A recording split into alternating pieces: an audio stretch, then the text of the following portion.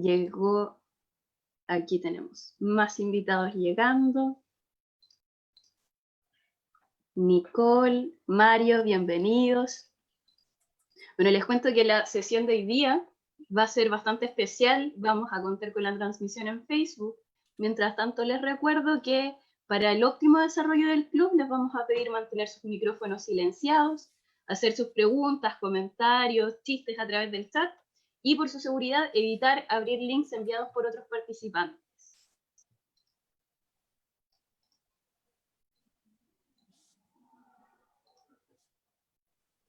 Ya, ahora sí. Buen domingo para todos. Bueno, les damos ahora sí la bienvenida oficial a esta tercera sesión de nuestro club de fans de ciencia ficción. Hoy tenemos además una sesión especial transmitiendo en vivo a través de nuestro canal de Facebook de Biblioteca Viva Los Ángeles, así que les queremos agradecer a quienes se hayan sumado a nuestra transmisión.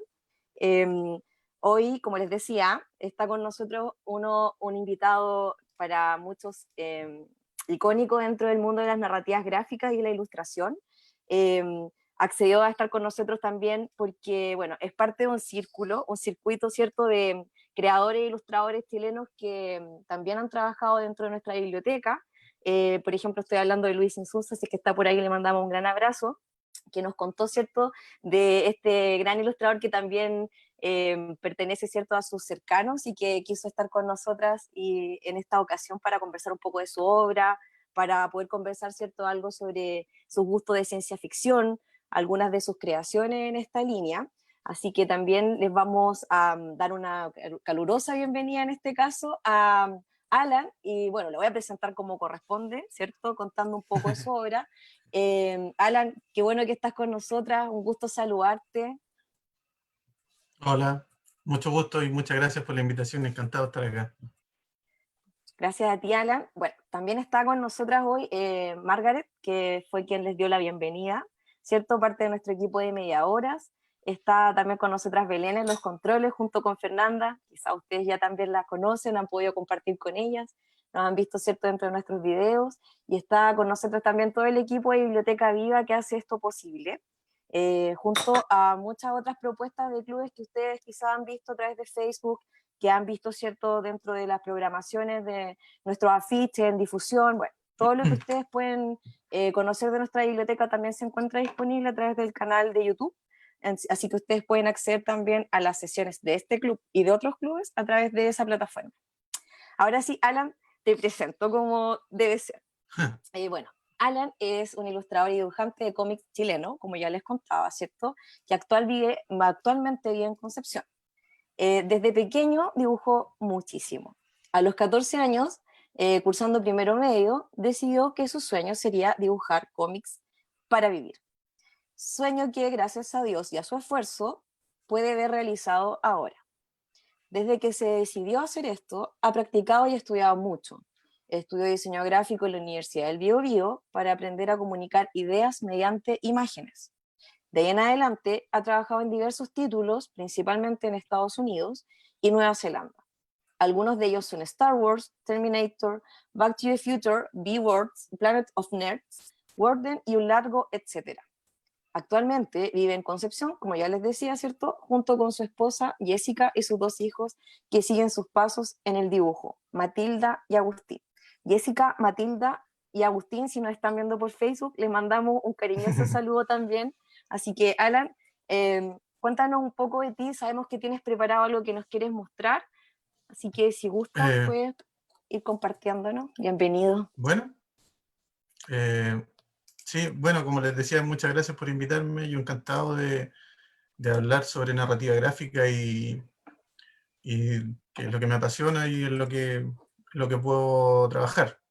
Así es que les voy a ir mostrando más o menos. A ver, a mí cuando me invitaron me dijeron que era un club de ciencia ficción, por lo tanto yo traté de buscar cosas que tuvieran que ver con la ciencia ficción que estuvieran dentro de mi trabajo.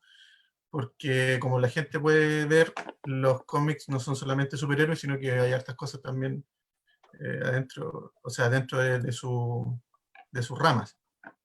Así es que Voy a compartirles un poco la pantalla para ir Claro, tú dices mostrándoles. como Alan que no es solo superhéroe, ¿cierto? A pesar de que también nos Claro, gustan mucho, así que no están tan sí, separados, pero por supuesto este mundo, ¿cierto? De claro, la narrativa gráfica es muy amplio. También sabemos sí, que pues, hay varios trabajos que han sido adaptados a la narrativa gráfica, ¿cierto? Y que vamos a conversar también un poco de ellos más adelante en esta sesión. Así que qué bueno que podamos conversar un poco de tu obra, Alan. Sabemos que hay de distintos tipos, ¿cierto? Pero sí, en función, ¿cierto?, de lo que conversamos también en esta sesión, vamos a conocer un poco de tu forma de abordar la ciencia ficción. claro. Bueno, para mí en lo personal, la ciencia ficción ha sido importante en mi vida, sobre todo por los medios que son el cine y la revista.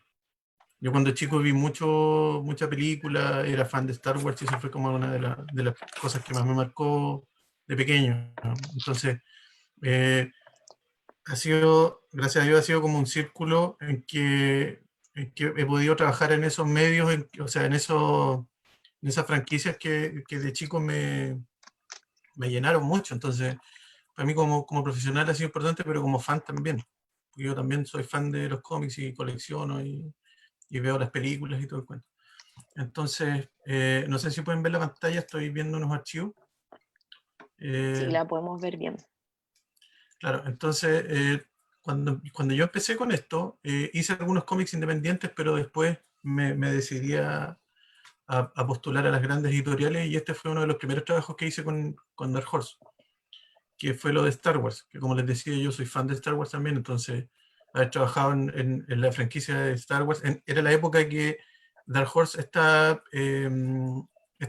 ellos tenían la licencia de Star Wars. Esto fue en el año 2008, si no me equivoco. Entonces, el haber trabajado en ese mundo también para mí me abrió muchas puertas, porque fue como lo primero que hice en el mainstream de los cómics en Estados Unidos. Y, y como les digo, como fan también significó mucho. Entonces hice dos cómics de Star Wars, uno de Legacy, que era una línea que está ambientada 120 años más o menos después del regreso del Jedi.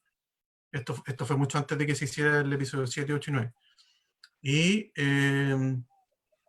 y también hice uno de Caballeros de la Vieja República, que eso estaba como, si no me equivoco, estaba como 2000 o 3000 años antes del episodio 4. O sea, fue como bien extremo. Pero los dos eran de Star Wars, así que yo estaba feliz. No sé si me quieren preguntar algo. Sí, claro, qué interesante cómo lo vais mencionando, porque al principio decía algo de la influencia del cine en tu forma, ¿cierto?, de Sí, acercarte a las narrativas gráficas. Dentro de la otra sí, sesión igual hemos conversado un montón. Bueno, tuviste que partimos, ¿cierto?, en la sesión 1 hablando del imaginario cinematográfico dentro de la ciencia ficción.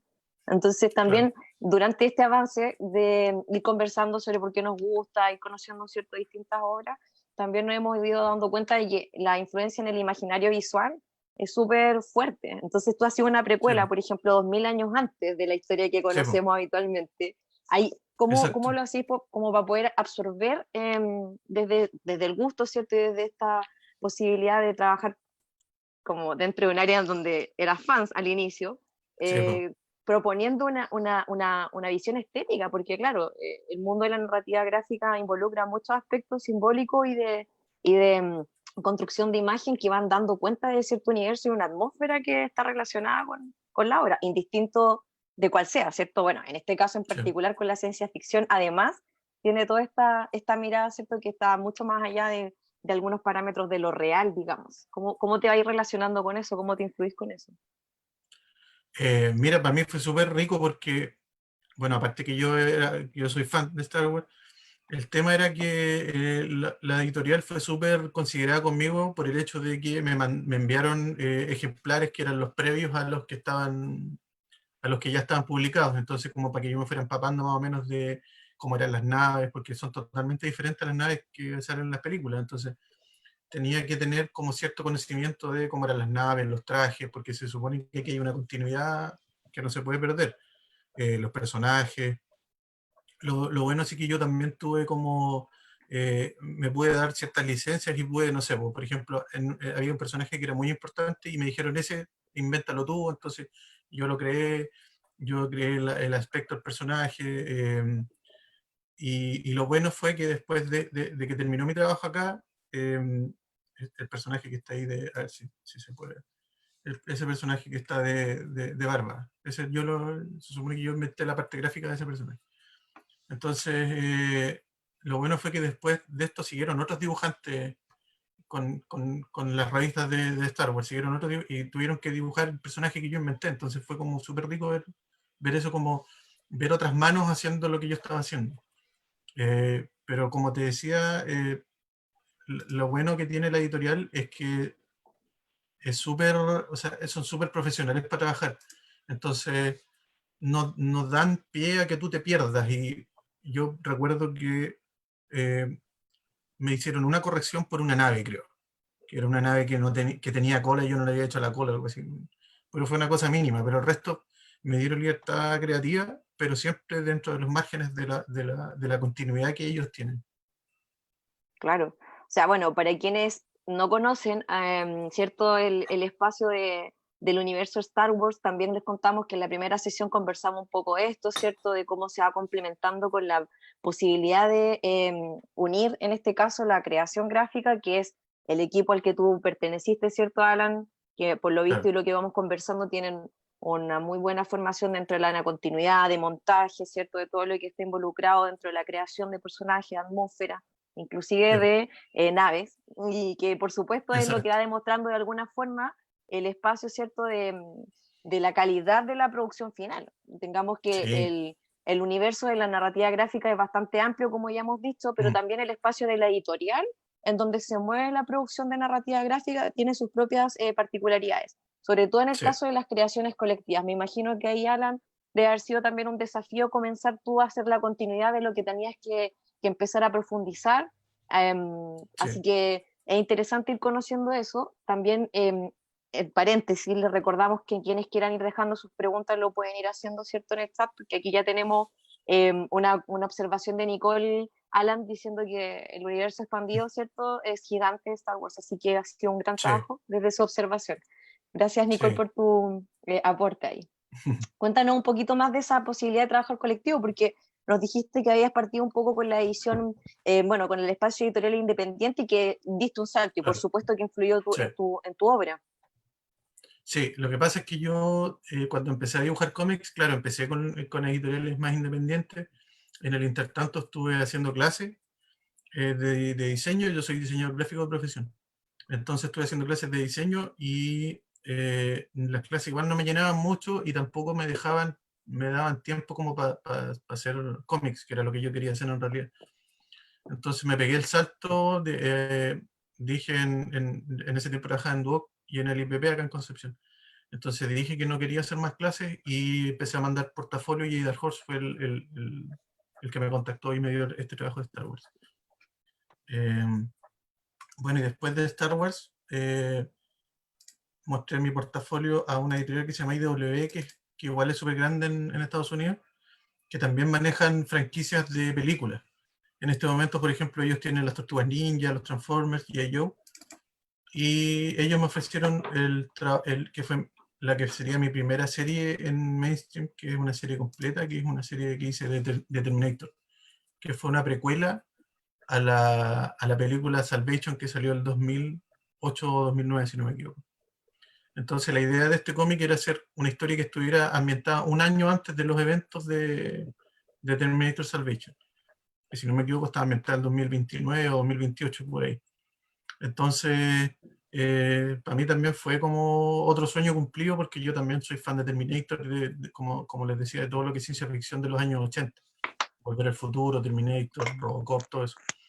Entonces, también fue una experiencia súper rica y fue súper desafiante porque tenía muy poco tiempo para hacerlo. De hecho, yo en un cómic más o menos promedio, en un número que son 20, 22 páginas, me demoro como un mes y medio, más o menos un mes. Y acá como que me fue pillando la máquina y en el último número tuve que jugármela porque me dijeron, mira, sabes que te quedan 2 semanas, tienes 2 semanas para terminar el número y no vamos a tener que contratar otro dibujante como para que te haga un relleno. Y yo no quería o sea, yo quería que la obra completa fuera mía. Así es que me la jugué y dije, no, yo me la juego, y en 2 semanas hice un número completo. Wow. Estuve sacando, durante esas 2 semanas tenía que sacar 2 páginas al día más o menos, entonces fue como súper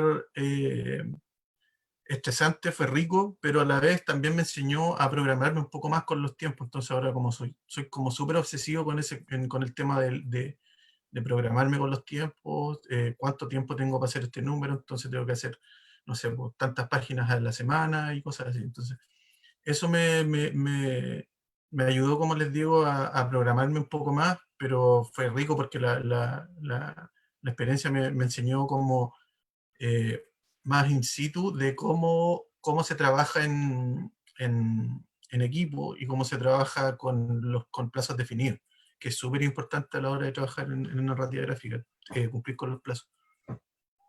Claro, o sea, y no solo con la narrativa gráfica y su especificidad, ¿verdad? Sino como el espacio de profesionalización de cierta producción de obra, que inicialmente Claro, partís como fans y ya luego continuáis produciendo para nosotros. Por ejemplo, ya ahora me dan ganas de preguntarte cosas específicas respecto de la temática, ¿ya? Hemos claro, visto, bueno, hay hartos comentarios acá en Zoom, está explotando un poco, diciendo, oye, que le encanta, que está muy bueno tu trabajo. Para quienes lo no gracias. conocen, también pueden seguirlo en redes sociales. También te vamos a pedir a la Nay que puedas contar un poquito de eso.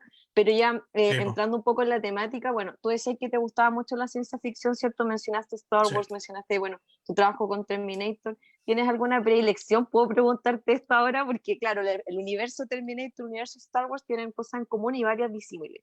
Ya pasamos con el Claro. espacio de creación un poco, pero siempre hay como un apego a un estilo, a un género. Ya hemos conversado un poco de los géneros y sabemos que hay algunas diferencias. Terminator tiene un universo en donde el espacio, ¿cierto?, del futuro post-apocalíptico y el viaje del tiempo tiene como una línea central entre medias, ¿cierto? Y Claro. todo lo que va al borde de la posibilidad del cyborg, androide, robot y, y todas las modificaciones corporales, ¿cierto? Como en una comparación contraste, digamos, con lo que implica, ¿cierto?, este imperio intergaláctico que funciona, ¿cierto?, como todo un universo completo en Star Wars. ¿Te gustó más participar en uno que en otro a partir del contenido, más allá de este espacio estructural, ¿cierto?, profesional, qué sé yo? Mira, a mí me gustan los dos universos en realidad. Yo sí debo reconocer que soy más fan de Star Wars que de Terminator, pero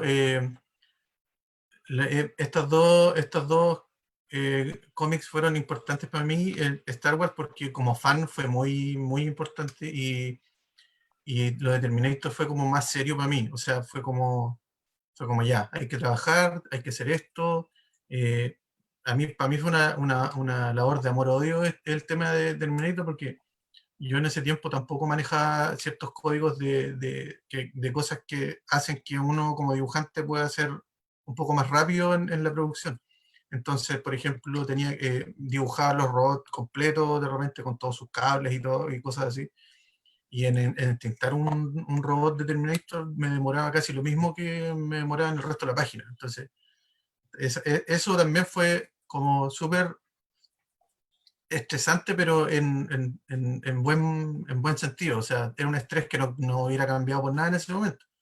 Pero claro, eso, como les digo, o sea, para mí lo de Terminator significó un salto en el tema profesional. O sea, en el tema de producción, aprendí muchas cosas de producción, aprendí a relacionarme con los coloristas, aprendí a valorar más mi trabajo en el aspecto narrativo. O sea, este cómic recibió súper buenas críticas, entonces eh, para mí eso fue súper importante. Yo igual eh, a veces peco de egocentrismo un poco y veo las críticas de mi trabajo y, por ejemplo, este cómic también tenía algunas críticas malas, entonces esas críticas yo las iba absorbiendo, iba viendo qué mejorar y todo eso. Entonces, como les digo, esto para mí Star Wars para mí o sea, a mí me encanta Star Wars, yo soy fan de Star Wars y me gustan todas las películas y las veo. Ayer vi 2 películas de nuevo de Star Wars mientras trabajaba porque eh, para mí cuando chico Star Wars significó muchísimo, sobre todo cuando era más chico.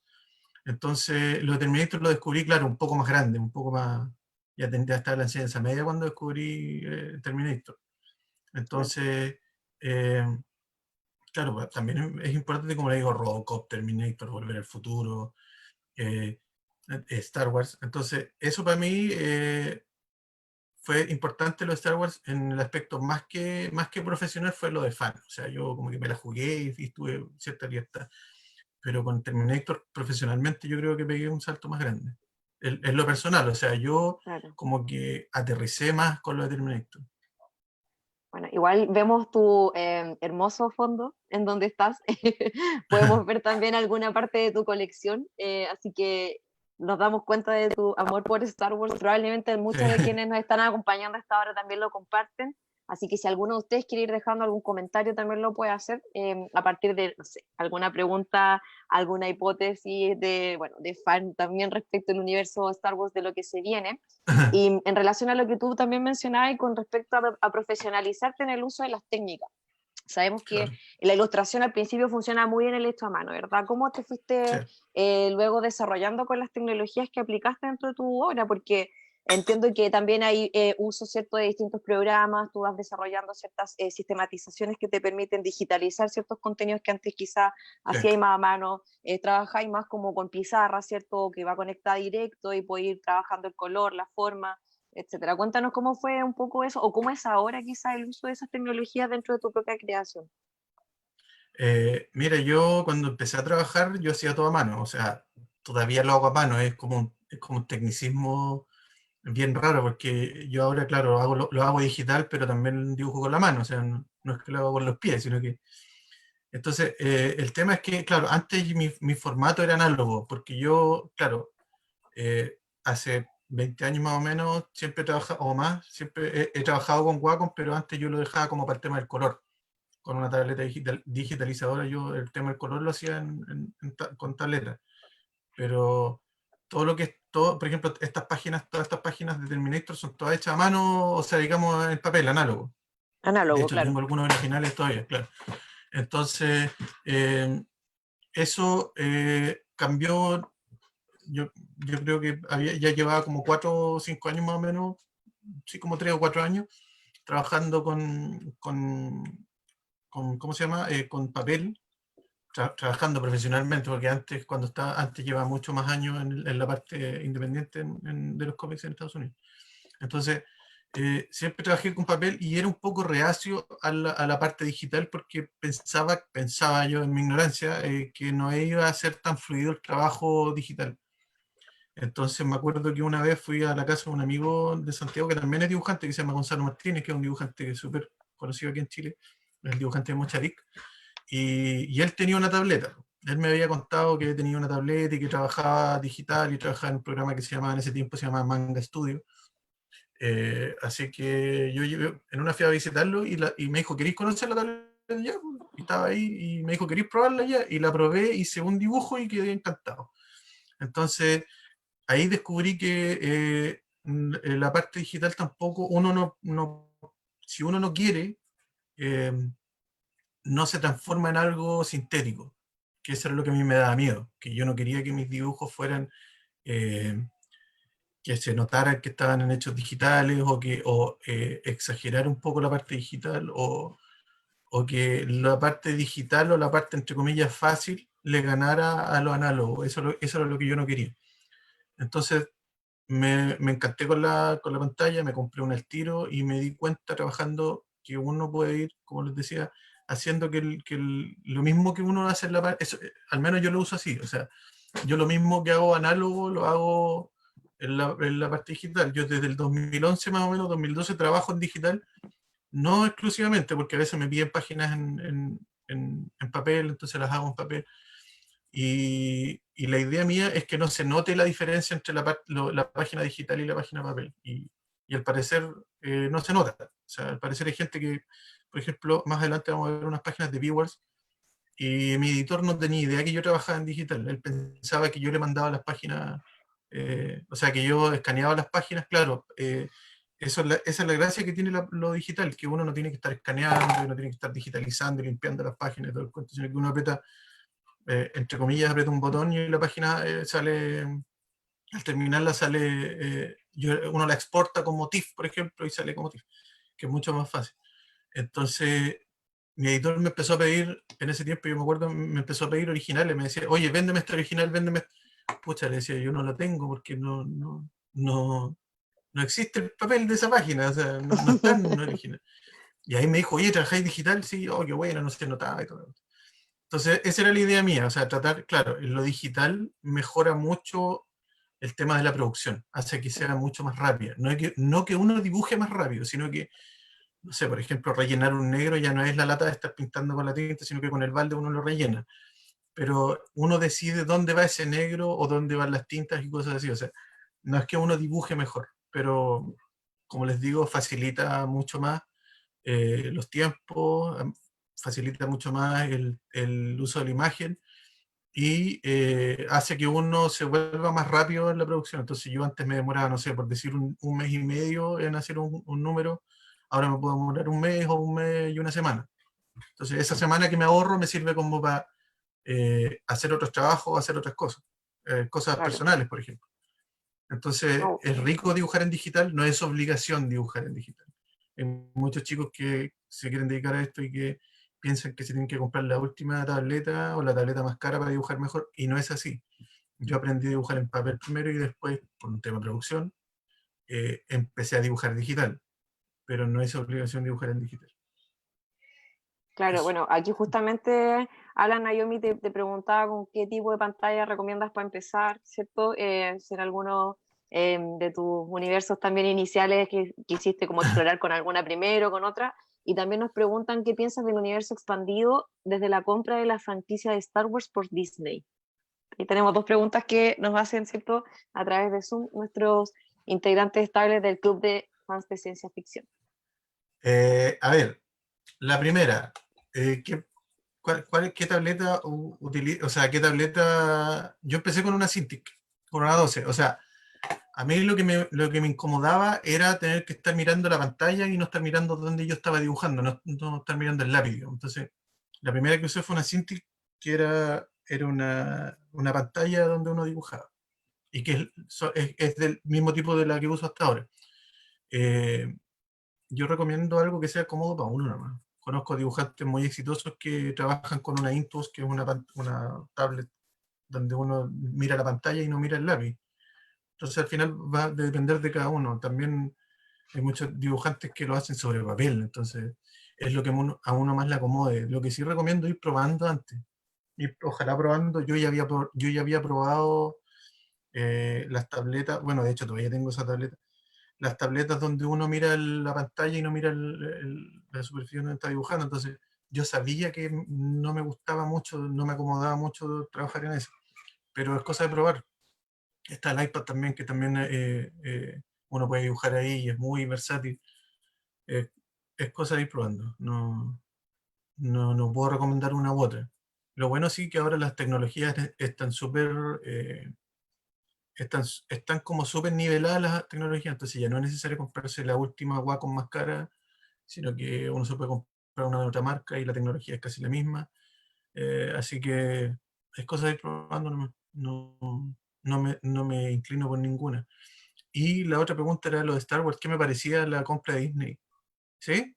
Sí, ¿qué piensas del universo expandido desde la compra de la franquicia de Star Wars por Disney? Claro, lamentablemente desde que Disney compró Star Wars, todo lo que se hizo antes, que era el universo expandido, pasó a ser leyenda. Igual hay uno que otro personaje que ahora forma parte del canon, pero que antes también era del universo expandido, como por ejemplo el general Almirante Thrawn, que sale en Clone Wars, si no me equivoco, que antes salía en los cómics. Entonces me parece que lo que hizo George Lucas igual estuvo bien, porque Disney es una empresa que de verdad le ha sacado el jugo a Star Wars. Entonces ahora hay hay como mucho Star Wars, pero es una empresa que sabe que sabe de ventas y de marketing y todo el cuento, entonces no, yo encuentro que cayó en buenas manos. Lo que sí, claro, se han pegado algunos porrazos y cosas así, pero el tiempo va a hacer que las cosas envejezcan mejor. Cuando salió el episodio 1 a nadie le gustaba y todo alegaba que el episodio 1 y todo el cuento, y ahora quieren que vuelva ellos Lucas, entonces al final la gente va a alegar siempre, pero claro, todo lo que se había hecho antes pasó a ser leyendas y ahora, claro, los cómics lo están manejando súper bien. Encuentro que Marvel lo ha hecho súper bien. Buenísimo. Gracias por compartirnos tu apreciación. Bueno, sabemos que hay distintas miradas respecto de esta. Ustedes también pueden ir compartiendo cuál es su propia crítica respecto de este cambio de franquicia, pues sabemos que cuando hay cambios de franquicia siempre hay algunos elementos más, unos elementos menos, va cambiando la mano, Sí, ¿cierto? El dibujante va cambiando la línea editorial de fondo. Así que, bueno, algunos que caemos de repente en el lado más, no sé, romántico, de mantener cierta esencia, nos empezamos a enfrascar, ¿cierto?, en algunas ideas, pero de repente ya como que vamos dando cuenta que hay bastante que se va complementando y que va enriqueciendo, ¿verdad? Así que por ahí la opinión que ustedes tengan la pueden compartir también para ir discutiéndola. Alan, veo que tienes ahí de fondo algo más de tu trabajo.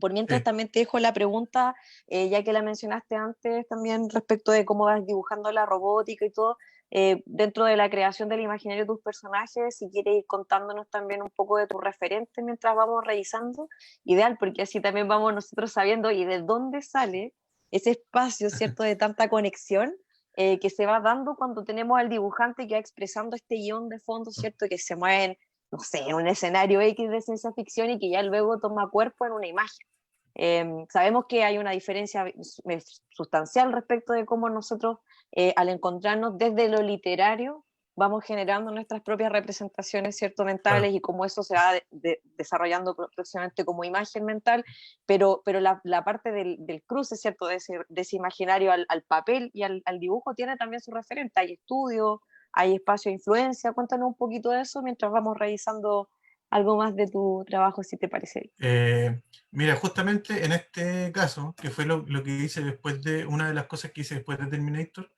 que es una adaptación de, de un guión, en realidad, de Harlan Ellison, el escritor de ciencia ficción, que falleció hace un par de años. Y la idea de esto era, lo que pasa es que él hizo un guión para una serie que iba a ser como, entre comillas, la competencia de Star Trek. Lamentablemente por temas de producción no fue así. Y él entregó un guión para el primer capítulo de esa serie que, por cosas del destino y por cosas de ahorro de presupuesto de la producción, el guión se modificó completamente y al final la serie fue horrible. O sea, a mí me mandaron el primer capítulo para que lo viera mientras dibujaba esto y de verdad era mala. Entonces, fue tan así que Harlan Ellison se restó de los créditos, o sea, no quiso que su nombre apareciera en esta serie. Entonces, años después, IW, que es la editorial con la que ya estaba trabajando, la de Terminator, le ofreció, le dijo, mira, podemos hacer la adaptación del guión, pero la adaptación, digamos, real. O sea, no como la serie, sino que como tú querías que saliera. Harlan estuvo de acuerdo y me enviaron a mí, me preguntaron si yo quería dibujarla, le mandaron muestras de mi trabajo a él porque él tenía que aprobarla. A él le gustó mi pega, así que empezamos a hacer esto, que era Phoenix Without Ashes, que es, es la novela gráfica que se basó en el guión. Ellos me mandaron, de hecho, el guión que había hecho Harlan Ellison, me mandaron una fotocopia de él y tenía adaptaciones de cómo, qué es lo que tenía que yo dibujar, las viñetas separadas y todo el cuento, tenía pequeñas notitas. No era un guión, no era un guión original para un cómic, sino que era un guión adaptado. Entonces yo tuve que, claro, hacer el diseño de los personajes. En este caso me basé en actores, iba seleccionando actores para este papel, lo dibujaba, lo mandaba, si se aprobaba, seguía con el otro y así. Y claro, a mí en la parte de la ciencia ficción me gusta mucho, a mí me cuesta dibujar ciencia ficción porque es cosas que no existen, pero uno al inventarlas tiene que verse reales, es una cosa súper rara. Entonces, no sé, pues uno de repente alega que Superman no se ve real volando y cosas así, pero en realidad nadie vuela, entonces uno no sabe cómo vuela, uno no sabe cómo va a volar o qué es lo que va a pasar cuando vuele, pero la cosa es que se tiene que ver real. Es fantasía que debe verse familiar, entonces a mí me costó harto, esto también fue un proyecto que fue súper desafiante por el mismo hecho, por ese hecho, que tenía que crear cosas que se vieran familiares, pero que también se vieran tecnológicas y falsas, entre comillas. Entonces, fue súper entretenido dibujar este cómic. Este fue uno de los últimos cómics más o menos que yo hice completo en papel, ¿ya? Después empecé a trabajar más en digital. Esto fue el 2010 y me acuerdo que justo está, no en el momento que fue, pero yo para el tiempo del terremoto yo estaba haciendo este cómic. Entonces, por el mismo hecho del terremoto del 2010, tuve que, la producción se demoró un poco y todo eso. Pero, pero fue súper entretenido dibujarlo. Fue bonito hacerlo. Claro, ahí Alan, es interesante lo que tú mencionas, porque, bueno, lo hemos hablado también en las otras sesiones, ¿cierto? Este factor de la empiria como parte de lo central dentro de la ciencia ficción y el factor de lo verosímil. Por eso este Claro, imaginario que aún no existe, pero que tiene la potencialidad, ¿cierto? La probabilidad de ser, es tan fuerte que no le perdonamos a la ciencia ficción no verse, entre comillas, probable. Entonces, el factor claro, de ciencia que está desarrollado, ¿cierto? Dentro de su espacio empírico es algo que también hemos visto como factor especulativo de algo que ciertamente tiene un arraigo concreto en un espacio de lo que nosotros vamos estudiando, lo que vamos profundizando, ¿verdad? Y claro, desde ahí es interesante ver, por ejemplo, no sé si, no conozco muy bien el guión, el argumento, ¿cierto? De Phoenix Gage, pero estoy entendiendo que hay como una mezcla entre un espacio de un espacio social como antiguo, hay una comunidad sí, ahí, hay como un hay como una retrofuturismo. comunidad. Ya, hay Sí, un lo que pasa es que, retrofuturismo acá. no, lo que pasa es que la historia se trata de que es una comunidad como Amish, así como menonita, Ujú. que el personaje principal, que es el que está ahí, él como que al contrario de los otros personajes, él se va cuestionando todo, hasta que descubre una entrada, que es la que está ahí, que descubre una entrada y se da cuenta que en realidad ellos no viven en la Tierra, sino que ellos viven en una especie como de arca, que es una nave que aparece más adelante, que vamos a decir esa. Viven en una especie como de arca y cada de esas pelotitas es una comunidad que vive ahí están como preservando la vida en una tierra que ya no existe. Entonces, eh, la comunidad tiene un líder que es como como un anciano, y él es el que manda todo y no permite que nadie se cuestione nada, pero como digo, nuestro protagonista se da cuenta que en realidad las cosas no son como el líder las cuenta, sino que hay otras cosas más afuera que en los límites de la más allá de los límites de la comunidad. Entonces, él tiene una novia, digamos, con la que se quiere casar, pero ella también lo ama, pero ella está prometida a otro tipo.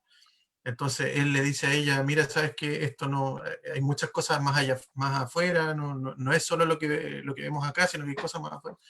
Entonces, de eso se trata el cómic. Esa comunidad, digamos, tiene como elementos como, no sé, metálicos, como la mesa o como el podio del anciano, y en realidad, no sé, hay un teléfono ahí enterrado, que es como, claro, tratan de mantener como una antigüedad, pero en realidad esto está ambientado como en el 2200, una cosa así. Claro. Bueno, Entonces, ahí teníamos esa mixtura, o sea, está como claro, el espacio, ¿cierto?, dentro de la visión cronológica de la trama o cómo se va desarrollando el plot, esta posibilidad de desarrollar una realidad anterior, ¿cierto?, a la época en la que sí, sigue, donde el presente presenta, ¿cierto?, una realidad que está como en un escenario post-apocalíptico, pero que finalmente posee esta tecnología para poder desarrollar vida en un espacio paralelo que está en el aire, por lo que claro. estoy entendiendo, Está en y el además espacio. está en el espacio y tiene Sí, bueno, la influencia de este cubil en donde está esta organización anidada, donde aparece, claro. tiene un espacio como medio neuronal, algo parecido a 2001, ¿por dónde va esa nave? Sí, ¿De dónde sale? mira, yo hice varios diseños. La serie tenía un diseño de la nave, la serie de televisión, que creo que duró como 10 capítulos, una cosa así. Tenía un diseño de la nave, pero me pidieron que fuera totalmente diferente. Entonces a mí se me ocurrió hacer algo como un racimo de uva, en que cada uva, digamos, fuera una comunidad o fuera como un mundo. Así que, claro, empecé a hacer diseños, pero me dijeron que tenía que ser eh, como bien magnífica la nave, o sea, tenía que ser bien grande. Así que yo empecé a ponerle más mundo, empecé como a agregarle más cosas y así quedó. Así que así resultó al final como una nave inmensa, se supone que esta nave es muy grande, pero cada mundo es una de estas pelotitas. Interesante ahí como el espacio, la metáfora, cómo se relacionamos, ¿cierto?, entre un espacio en crecimiento, en racimo, y que luego eso, Claro. ¿cierto?, se pueda traspasar a un imaginario de un espacio en donde se conviven y se alberga, ¿cierto?, más comunidades, poblaciones que van interactuando en este universo. Está súper interesante. ¿Dónde lo podemos encontrar para quienes les ha gustado? ¿Tienes alguna recomendación que darles a nuestros fans de ciencia Eh, ficción?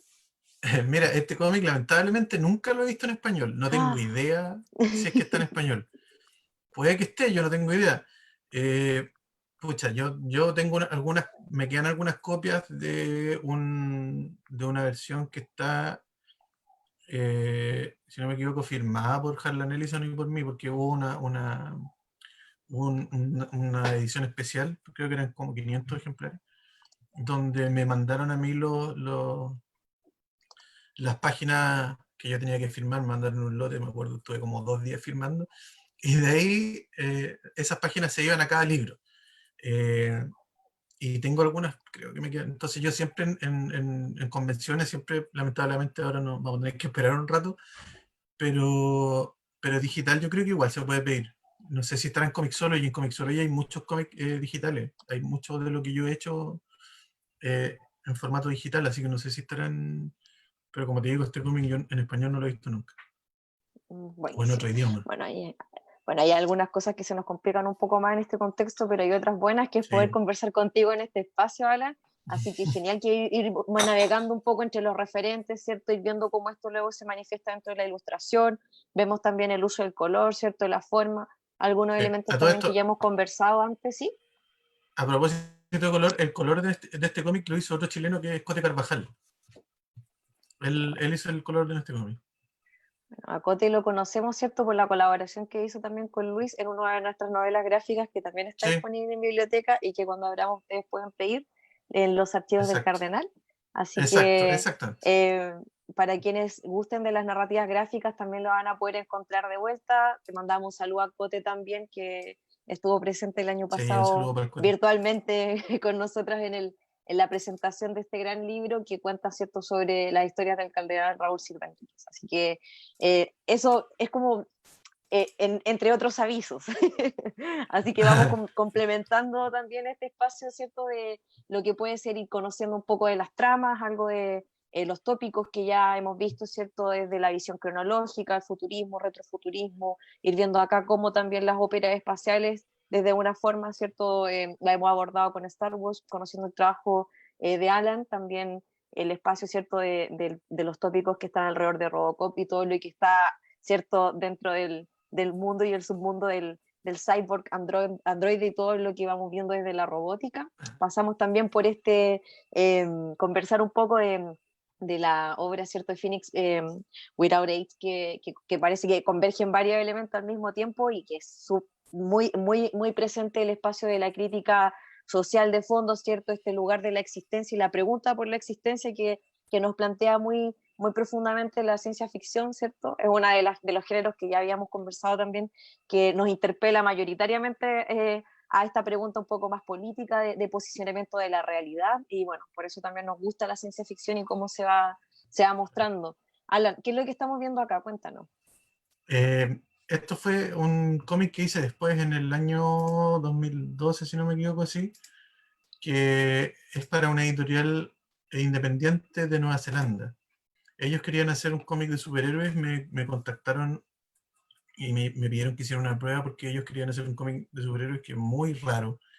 Pero la producción contrataron a un colorista profesional y todo el cuento. También Cote ha hecho algunos colores en estas páginas.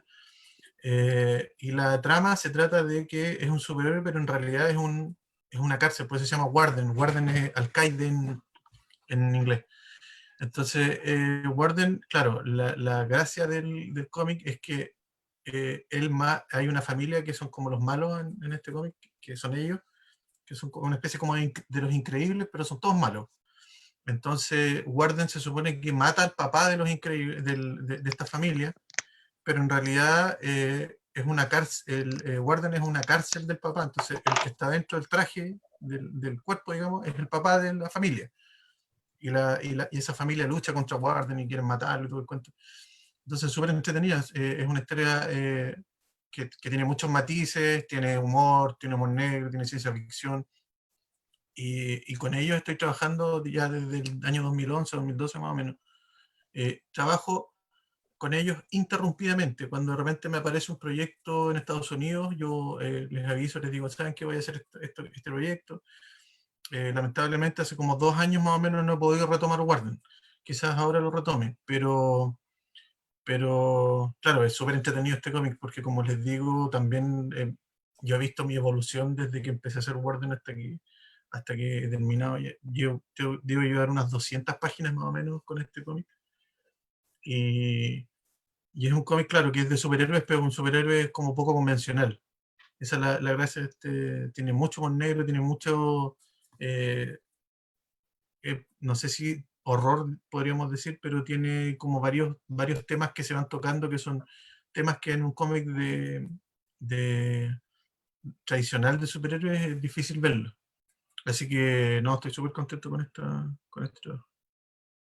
Bueno, tú mencionaste ahí como una yaya que tuvimos también nosotras dentro de la reunión de planificación con el tema de los superhéroes, y cómo los superhéroes de repente teníamos este límite bastante difuso entre que decíamos, oye, ¿qué pasa con Watchmen? ¿Watchmen es ciencia ficción o no? ¿Es ciencia ficción social o no? Bueno, ya sabemos un poco que estas clasificaciones siempre tienen mixtura, ¿cierto? Y que Claro, ninguna necesariamente se aplica de forma estática ni nada, pero tú acabas de mencionar que hay algunos acercamientos, ¿cierto?, con el horror. Lo hemos conversado antes sí, también, el horror es parte de la ciencia ficción, nos acerca a la claro, pregunta que son mucho más complejas, nos ponen en escenarios también que son un poco más, digamos, de tensión, y también nos permite, ¿cierto?, hacernos algunas otras preguntas que son mucho más rupturistas en ese caso. No sé si dentro de los temas que tú mencionas que aborda Warden hay algún tema en particular que tú relaciones más con la ciencia ficción que otros.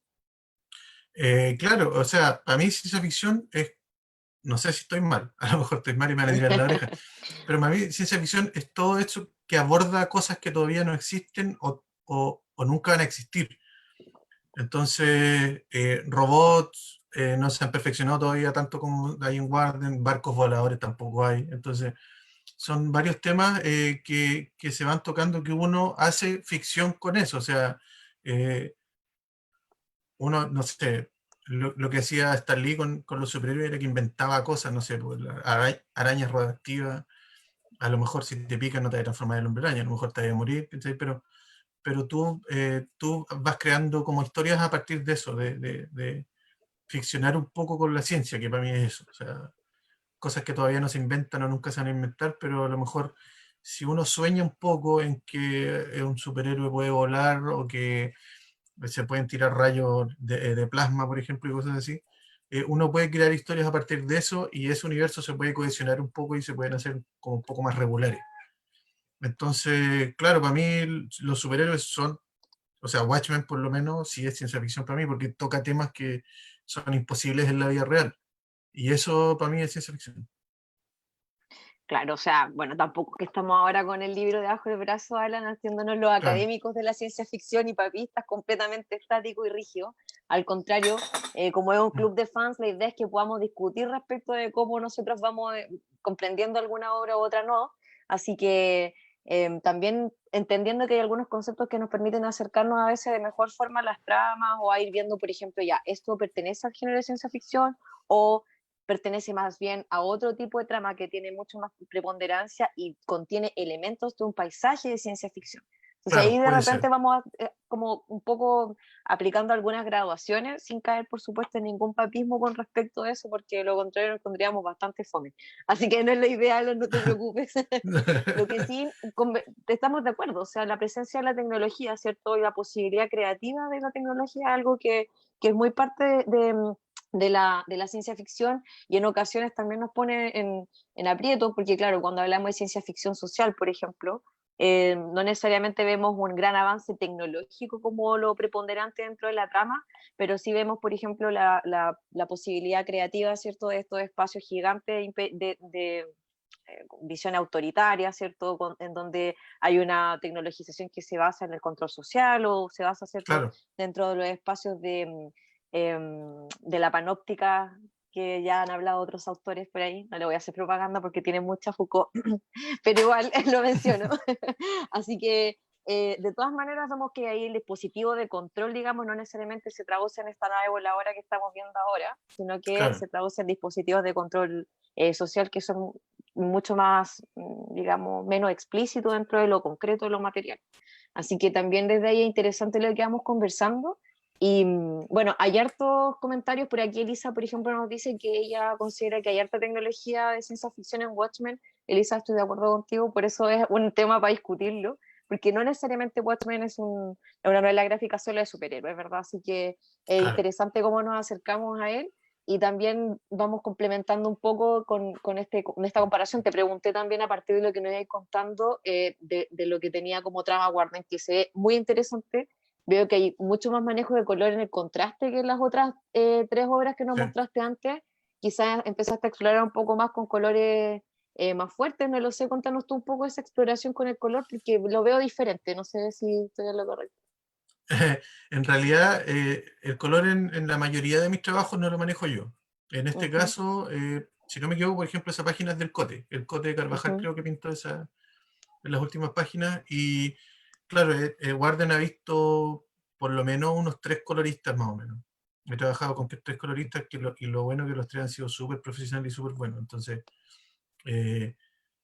no sé en realidad, lo bueno que en lo personal yo siempre trato de dejarle el trabajo súper fácil al colorista, entonces trato de que el claroscuro se vea bien, trato de que dejarle cierta libertad como para que él trabaje y no sé, por lo que tú me estás diciendo se ve bien, así que yo estoy feliz con los coloristas.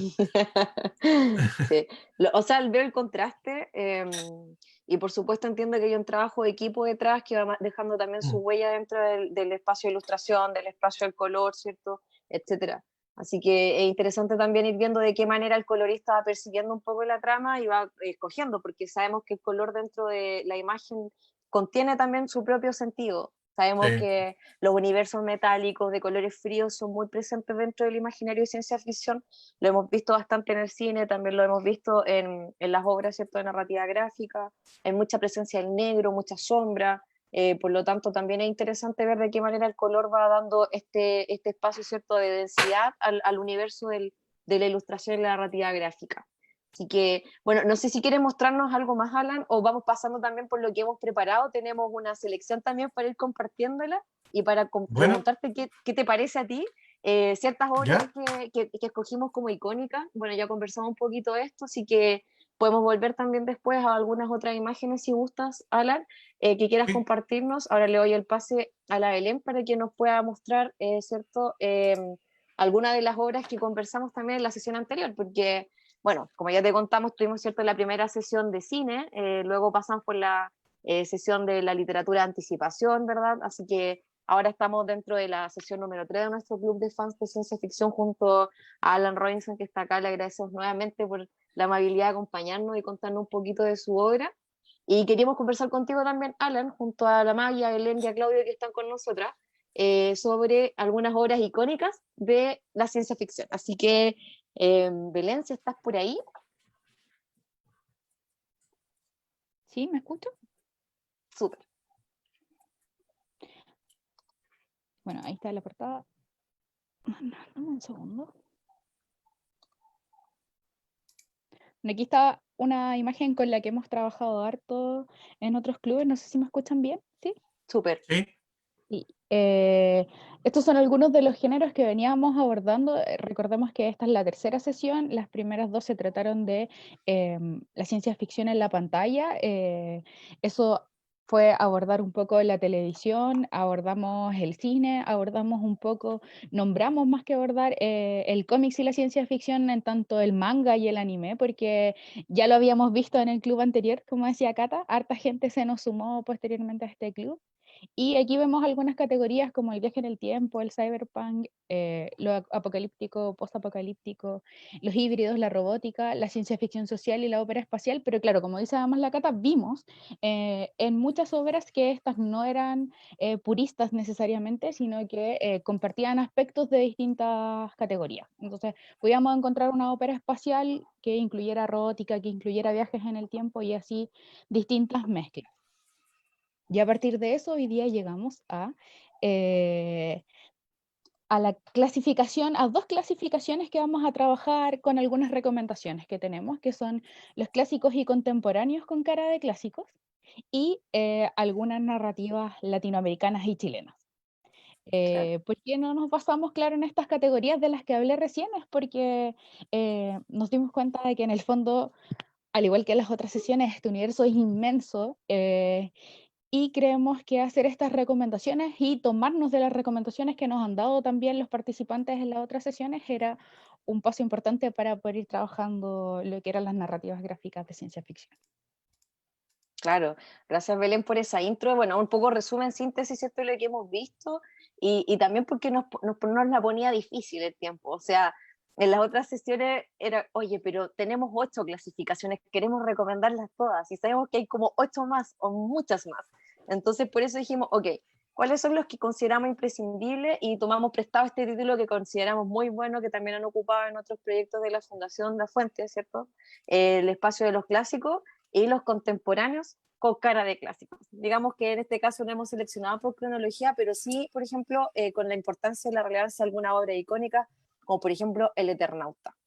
Yo no sé si alguno de ustedes lo conoce, ha tenido la posibilidad de ojearlo, Alan, tú, bueno, por supuesto que lo conoces, estoy segura que sí. Sí, No estoy, sí, me gustaría no lo he leído preguntarte completo primero todavía. qué te parece. ¿Sí? No lo he leído completo, pero un cómic, hasta donde voy, es súper profundo. Para mí es una teleserie de ciencia ficción. Entonces, claro, es un mundo apocalíptico, porque en realidad el Eternauta está contando la historia de lo que en realidad está pasando. Y es una cuestión súper profunda. O sea, hay que leerlo como con tiempo y mesura. Para empezar, es un cómic que es súper largo. De hecho, tiene una segunda parte, si no me equivoco. Es un cómic súper largo, pero es súper profundo, es súper bonito. Narrativamente hablando, es un clásico. Es narrativa clásica, digamos. Es narrativa de siglo XX, mediados del siglo XX. Pero es muy bueno. Hasta donde yo lo leí es muy bueno, muy recomendable. Claro, y además lo tenemos cerquita porque me parece que tiene manufactura argentina, ¿no? Sí, argentino. Sí, y dentro de esa manufactura latinoamericana, ¿cierto? Tiene la posibilidad de conocerse en sus dos versiones, porque hay una versión que es del 57 y hay una Sí, posterior que tiene una diferencia, ¿cierto? Entre la ilustración y el uso del color. Me parece que la exacto. segunda versión ya utiliza color, la primera en blanco y negro, por lo menos la que pude conocer yo era en blanco y negro, y la verdad es que, claro, como dice Alan, es un universo completo que presenta muchas... digamos, en la dinámica de este espacio de invasión interespacial, tiene también un abordaje de lo cotidiano de una forma muy precisa dentro de los confinamientos, es curioso. Sí, Los confinamientos sí, dentro de bueno, los de hecho, espacios apocalípticos y poco apocalípticos son muy presentes, así es que como lo claro, que pues estamos pasando ahora. bueno, y por lo mismo Sí, planteamos este club, Alan, justo ahora, porque pensamos que la ciencia ficción nos propone y nos desafía un poco a mirar fuera de lo que nos parece cierto evidente, con nuestra espada del augurio. Pero bueno, me cambié, salté, nada que ver, hay otro género, pero sí, mirar un poquito más allá de lo evidente, que es este espacio, ¿cierto?, de realidad que nos permite la creación, o ficcionar la realidad, como bien decía también, o ficcionar con la ciencia, como nos decía Alan, eh, claro. dentro de este imaginario de lo que no ha pasado, pero que es posible. Por lo mismo, hablar de ciencia ficción en este momento para nosotros es una tremenda herramienta para poder imaginar futuros posteriores a lo que estamos viviendo, ¿cierto?, dentro de la crisis sanitaria que estamos atravesando y la crisis social que se viene también o que estamos viviendo actualmente. Desde ahí, pensar en el Eternauta es como también pensar de por qué le pusimos apocalíptico y el post en paréntesis y no todos los universos al tiro como post-apocalípticos, porque como bien dice también, cierto Alan, es que el Eternauta está atravesando el espacio apocalíptico. Exacto. Este espacio de invasión, ¿cierto?, de distintas especies que llegan y que además utiliza la radio, tiene elementos, ¿cierto?, de personas que son muy hábiles, entre medio tienen su propio MacGyver, me van a disculpar la referencia antigua, pero pueden crearlo todo con un clip, y que eso nos encanta entre los personajes de ciencia ficción, por favor, que genios y genias que son. Y saberlo, ¿cierto?, desde tan cerca, Creación Argentina, también nos da como cierta luz de que, oye, también se está produciendo narrativa gráfica o ciencia ficción genial dentro de este espacio, a pesar de que las referencias al parecer siempre son de otra parte. No sé cómo te va a ti con eso, Alan, ¿qué opinas tú? No. O sea, lo bueno de este libro es que es universal en realidad, o sea, muestra, está ambientado en Argentina y muestra eventos que se supone que pasaron en Argentina, pero en realidad puede estar ambientado en cualquier lado. Entonces para mí es universal porque el lenguaje que se maneja es un lenguaje súper adelantado a su época, encuentro yo. O tal vez uno mira como lo antiguo con cierto desconocimiento y piensa que antes las cosas no se hacían así, pero en realidad este cómic yo encuentro que es un cómic que, que envejece súper bien porque, como te digo, está súper bien, está súper adelantado a su época. No pasa de moda como otras cosas. Sí, hay algunas obras que envejecen bien, el Eternauta envejece súper bien, así que los invitamos a que lo sigan, lo puedan revisar, si es que en algún momento tienen la posibilidad de verlo, lo busquen, hay algunos facsímiles por ahí que están dando vueltas, no diré dónde, pero ustedes pueden buscarlo. Así Muy que bien, además, se viene la serie de Netflix del Eternauta. claro, Sí, la están sí, anunciando hace algo se rato, lo estamos escuché. esperando. Ojalá que sea buena, que sea una buena adaptación. Pues. Sí, o si no, a la hoguera con ellos. Continuemos, Belén. Los invitamos a que puedan buscar más, ¿cierto?, de Francisco Solano y de Héctor Oesterheld, que es muy difícil pronunciarlo. Pero bueno, aquí llegamos a otro clásico o sea, bueno, en realidad contemporáneo con cara de clásico, aunque yo no sé si del 80 ahora ya podríamos decir que es clásico, pasaron casi 40 años. Por Dios supuesto. mío, para quienes ya estamos más grandes, también nos parece como que el tiempo es esta cosa curiosa que nos va envolviendo. ¿Qué pasa con el Incal? No sé si alguno de ustedes conoce el trabajo de Moebius, ¿cierto? Este francés y de Jodorowsky. Bueno, Jodorowsky tiene su historia dentro del área de narrativa gráfica, ya ha tenido colaboraciones, ¿cierto? Con Enrique Lin en algunas otras creaciones, tenemos también algunos otros que están seleccionados y yo traje el librito porque ustedes dijeron que lo querían ver, así que aquí está el Incal íntegro, este espacio de creación, bueno, no sé si a ver al Aquí está. derecho no, Yo también lo tengo también acá. está, lo tenemos todas, me encanta. Pero bueno, ahí Bueno, este es el íntegro, tiene las dos versiones. Se sí, supone que esto salió como una edición facsimilar de dos. bueno. Cuéntanos un poquito qué te parece, Alan. Oye, a mí el trabajo de Moebius sobre todo me parece genial. O sea, no soy fan de Jodorowsky, pero el trabajo de Moebius acá es, como te digo, genial porque él creó mundos que no existen en realidad, que se ven súper bien, se ven súper dinámicos y la pega que hizo, o sea, yo también conozco el trabajo de Moebius antes de que fuera Moebius, que es cuando era su nombre, digamos, de pila, que es John Girard. Entonces él antes hacía cómics de vaqueros y el estilo que tenía antes era súper diferente a lo que hizo como Moebius. Entonces, en el Incal, claro, yo pasé muchísimos años sin leer el Incal, yo sabía que existía y todo el cuento, pero cuando salió esta versión de integral, lo encontré muy bueno. Es muy loco, o sea, te vuela la cabeza al final, no es un cómic que tú puedas leer y que empiece de una forma y termine de la misma forma, sino que es una cosa totalmente volada, que era lo que se hacía en esos años también. Claro, o sea, esta historieta, ¿cierto?, de ciencia ficción que está ilustrada por Jean Giraud, ¿cierto?, con Moebius en esta época. Aprovecho de contarles una anécdota del trabajo en el diseño cinematográfico del Quinto Elemento. A ese nivel de Sí, creación estamos hablando, si es que alguno de ustedes lo ha visto, también puede conocer algunas de sus colaboraciones. Tiene historial de colaborar con Jodorowsky, ojo. Además sí, de el Incal tiene otras producciones, ¿cierto?, en conjunto, pero básicamente el INCAL es un trabajo de un detective, ¿cierto? Que va moviéndose dentro de este universo gigante en donde se encuentra con con distintas especies, ¿cierto? Dentro de este viaje, que es un viaje iniciático, no es cualquier viaje. Es un detective que empieza un poco a reconocerse y a ver algunas condiciones de existencia que son propias también de los cuestionamientos que plantea Jodorowsky dentro de sus producciones. Así que si alguno de ustedes quiere dejar algún comentario respecto de Jodorowsky o de Moebius, también lo puede ir haciendo, ¿cierto? Me parece que aquí hay algunos comentarios respecto de las recoloreadas de El Incal. Hay una edición que están cuestionando acá por un cambio dentro del color, que no le gustó mucho a Rodrigo por lo que dice.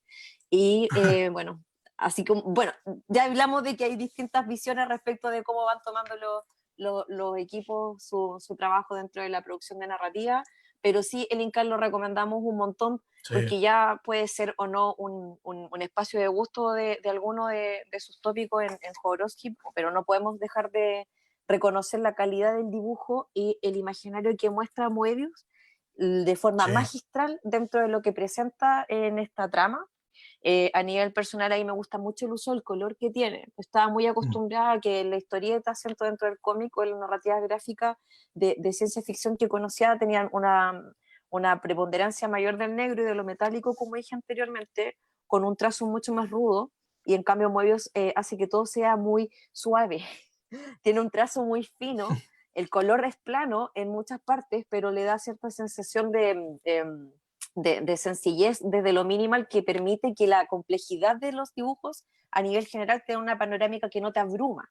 No sé si a ti te pasa o no, Alan, no sé si a ustedes, chiquillas, también, pero sucede que a veces el detalle dentro de la panorámica, sobre todo en estas que escogimos, ¿cierto?, para presentarlas, cuando no está bien equilibrado, puede que sea mucha información y nos sature. Eso nos pasa a veces con algunas producciones de narrativas gráficas, y bueno, es cuestión de gustos, pero en términos particulares puedo decir que El Incal en ese sentido es una de mis obras favoritas dentro de las narrativas gráficas, por supuesto, de ciencia ficción. Así que si alguno de ustedes también lo quiere conocer, hay algunas facsímiles que están disponibles en partes, no diré dónde, pueden buscarlas. Así que si quieren continuar, alguno de ustedes puede ir dejando también sus comentarios. Le quiero dar la palabra a Claudio, que él preparó un poquito del comentario de esta colaboración de Jodorowsky ahora con Juan Jiménez. Esto no quiere decir que seamos fans de Jodorowsky, ojo, pero él ha hecho buenas obras dentro del género, y no podemos pasar por ellas sin decir que son a estas alturas clásicos. Claudio, si estás por ahí. Ahora, ¿me escuchan bien? Sí. Perfecto. Bueno, primero debo reconocer que tengo una deuda tremenda. No he leído El Incal, pero sí sé que La Casta de los Metabarones constituye un spin-off en relación al Incal. Entiendo que hay un personaje que es el Metabarón que aparece en esta obra. Entonces, claro, ahora justamente más ganas dan de leerla. Bueno, El Incal es una serie de facsímiles que salieron entre el 92 y el 2003. No recuerdo exactamente cuántos números fueron, alrededor de 10, si no mal recuerdo. Y bueno, se ambienta en un mundo futurista donde los seres humanos son la especie más fuerte del universo, ¿ya? Y se cuenta en cada número la historia, ¿cierto?, de esta familia de generación en generación, cómo van enfrentándose en estas guerras galácticas, ¿cierto? Me interesa mucho hablar del inicio, para no ahondar mucho en la trama, para quien lo quiera leer, cómo es el rito de iniciación de los metabarones, donde por generación en generación los padres van amputando partes del cuerpo a sus hijos. La mano, la oreja, un lóbulo del cerebro, y finalmente, mientras haya resistencia de ese rito de iniciación, ya se puede investir, ¿cierto?, como metabarón, además de que al inicio aparece en la primera generación cómo finalmente el padre tiene que matar a su hijo o viceversa para ver si este hijo realmente se convierte en metabarón o no. En ese sentido es una historia bastante cruda en términos de la relación del concepto con la muerte, ¿cierto?, que finalmente constituye un paso entre investirse o no dentro de esta casta de hombres súper fuertes. No sé si Alan la conoce, si tiene algo que agregar respecto a la Su casta de los metabarones, que favorita, es tremendamente dilo, buena. dilo. eres fancito. No. O sea, aquí tengo un número que justamente es el que sale, que es el número que abarca la historia de Sin Nombre, que se supone que es Sí. el metavarón más conocido, el que sale en la portada. Bueno, la particularidad de esto es que fue dibujada por Juan Jiménez, que lamentablemente hace poco lo perdimos por el coronavirus. Falleció, si no me equivoco, hace un par de meses. Y yo tuve la suerte de conocer a Juan Jiménez y era un tipo encantador, y aparte que su trabajo es maravilloso. O sea, como maneja las tintas y las acuarelas, a mí me llamó muchísimo la atención cuando conocí a los metadrones, y es una historia, como dice Claudio, súper cruda. Claro, los papás tienen que, o sea, los hijos, como para iniciarse, tienen que recibir una amputación y después tienen que matar a su papá como para ocupar su lugar como metadrón. Entonces es una historia súper bonita gráficamente, y también en la parte narrativa es muy linda. Así que la recomiendo también. Y también hay un integral de los metadrones, que es el que sale en la portada. Sí. De hecho, algo interesante también que tiene la casta de los metabarones es que constituye una historia dentro de la historia. E inicia con dos Claro, robots, que es bastante sí, como la cuota de humor que tiene el relato, donde cuenta como una especie de cuento nocturno las historias de esta familia de metabarones. sí. No me acuerdo cómo hay uno, me acuerdo que hay un robot que se llama Tonto y el otro no me acuerdo cómo se llama. Sí, ya. Pero, pero sí, ellos son como asistentes de Sin Nombre, que es el Ujú. metabarón, que es el protagonista.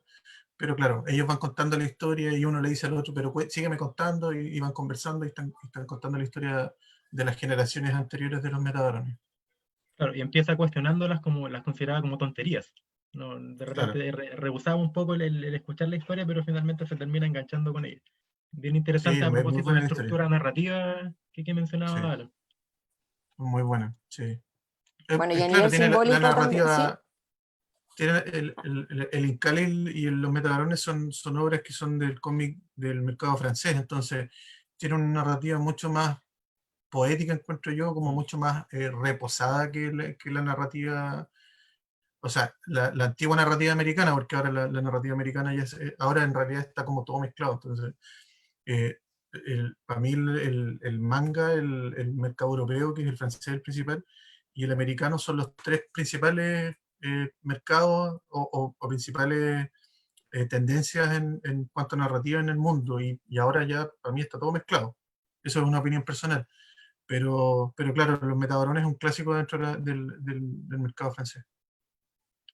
Sí, claro, es interesante lo que mencionas, Alan, justamente porque a abordar el aspecto poético dentro de la producción Mm, narrativa, de este tipo de producción de narrativa gráfica en particular, donde ya vemos, ¿cierto?, que lo simbólico presente dentro de la trama es muy fuerte dentro del espacio sí, parecido, el espacio de las relaciones familiares, de cómo esto se constituye en un relato, y luego el relato tiene que ser claro, quebrado para tener la posibilidad de romper también una tradición, y cómo esto también se vincula con las castas y esa fórmula, y que también sí. es mucho más presente dentro de una especie narrativa que está más vinculada a la producción de Girón en este caso, de otros Mm, dentro de esa línea.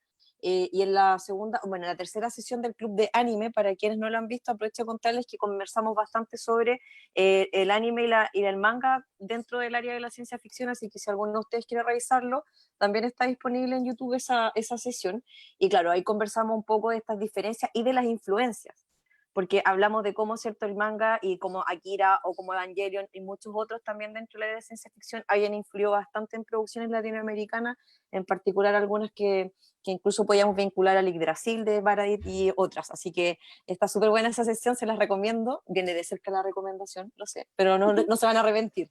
Así que sigamos para dejar de decirle papá Jodorowsky te amamos y pasemos a otro clásico, ¿cierto?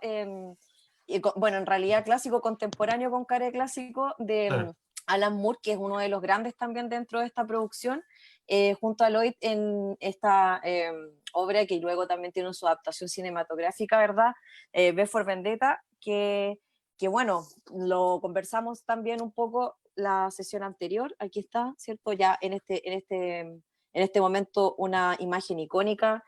Hablamos de esta también curiosidad de los capítulos de la narrativa, ¿cierto? Que siempre empiezan con la letra V, y vamos viendo el tipo de trazo que tienen, ¿cierto? En esta historia de este antihéroe, digamos, ¿no? No sé, Alan, si tú quieres contarnos un poco qué te parece V for Vendetta, si la eh, consideras como parte de tus clásicos o tus icónicos, ¿cómo te va con esa?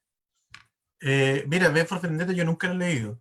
No, no he tenido la suerte de leerla, pero sí la considero una gran obra. Ahora, hay algunos clásicos que en realidad no me llaman mucho la atención porque yo siempre como dibujante me inclino por la parte, por la técnica o por la parte gráfica de un cómic, que yo sé que está mal, pero a mí siempre me ha llamado la atención eso, siempre me ha llamado la atención el arte de los cómics, entonces tengo dibujantes favoritos y todo el cuento y voy comprando cómics de ellos y todo. Y David Lloyd, si bien es un tipo que es muy simpático, no es de mis dibujantes favoritos, entonces por lo mismo nunca he leído la historia, pero sí sé que es un clasicazo. Así que, Sí. o sea, por lo mismo tuvo su adaptación al cine, Claro, o pero, sea, pero pero tampoco como es te que digo, esté no, mal, no te podría no es que decir. esté mal, que tú dices como que tu acercamiento Claro, es desde lo gráfico y lo técnico y que está mal, en realidad no. Hay distintas formas, ¿cierto?, de abordar una obra y a algunos claro, nos gustan algunos elementos más que otros. En relación a lo que tú mencionas respecto de la ilustración propiamente tal, sí tiene especificidades dentro de la producción gráfica que están mucho más vinculadas quizá a una mirada más vintage. Ya tiene muchos claro, elementos que son parte de lo facsimilar dentro de los periódicos, una entrega que se sí, parece más, ¿cierto?, a la producción norteamericana de los 60 o de los 50 dentro de las ediciones facsimilares de distintos tipos de cómics y distintos tipos del uso también de la viñeta, del uso de las calles, que también lo vamos a mencionar más adelante, la Elena ahí les va a contar un poquito más, y de los cuadros de texto. La adaptación cinematográfica conserva algunos elementos visuales, por supuesto el de la máscara que sí, es el icónico, pero hay muchos que lleva a otra atmósfera, entonces por supuesto son dos obras distintas, pero lo que sí tiene que ver con respecto a la forma en que se aborda cierto este escenario distópico, sí, yo diría que no hay que dudarlo mucho, este escenario de esta especie de cierta distopía en donde hay un cruce con los espacios totalitarios y algunos otros elementos que también mencionamos en la sesión anterior, lo podemos observar dentro de esta narrativa gráfica que por supuesto influyó un montón dentro del imaginario que luego se presenta de forma mucho más contemporánea, más actual, en la producción cinematográfica, claro. eso sí. Ahora, el reconocimiento de las obras de Alan Moore, bueno, ya mencionamos otras, ¿no?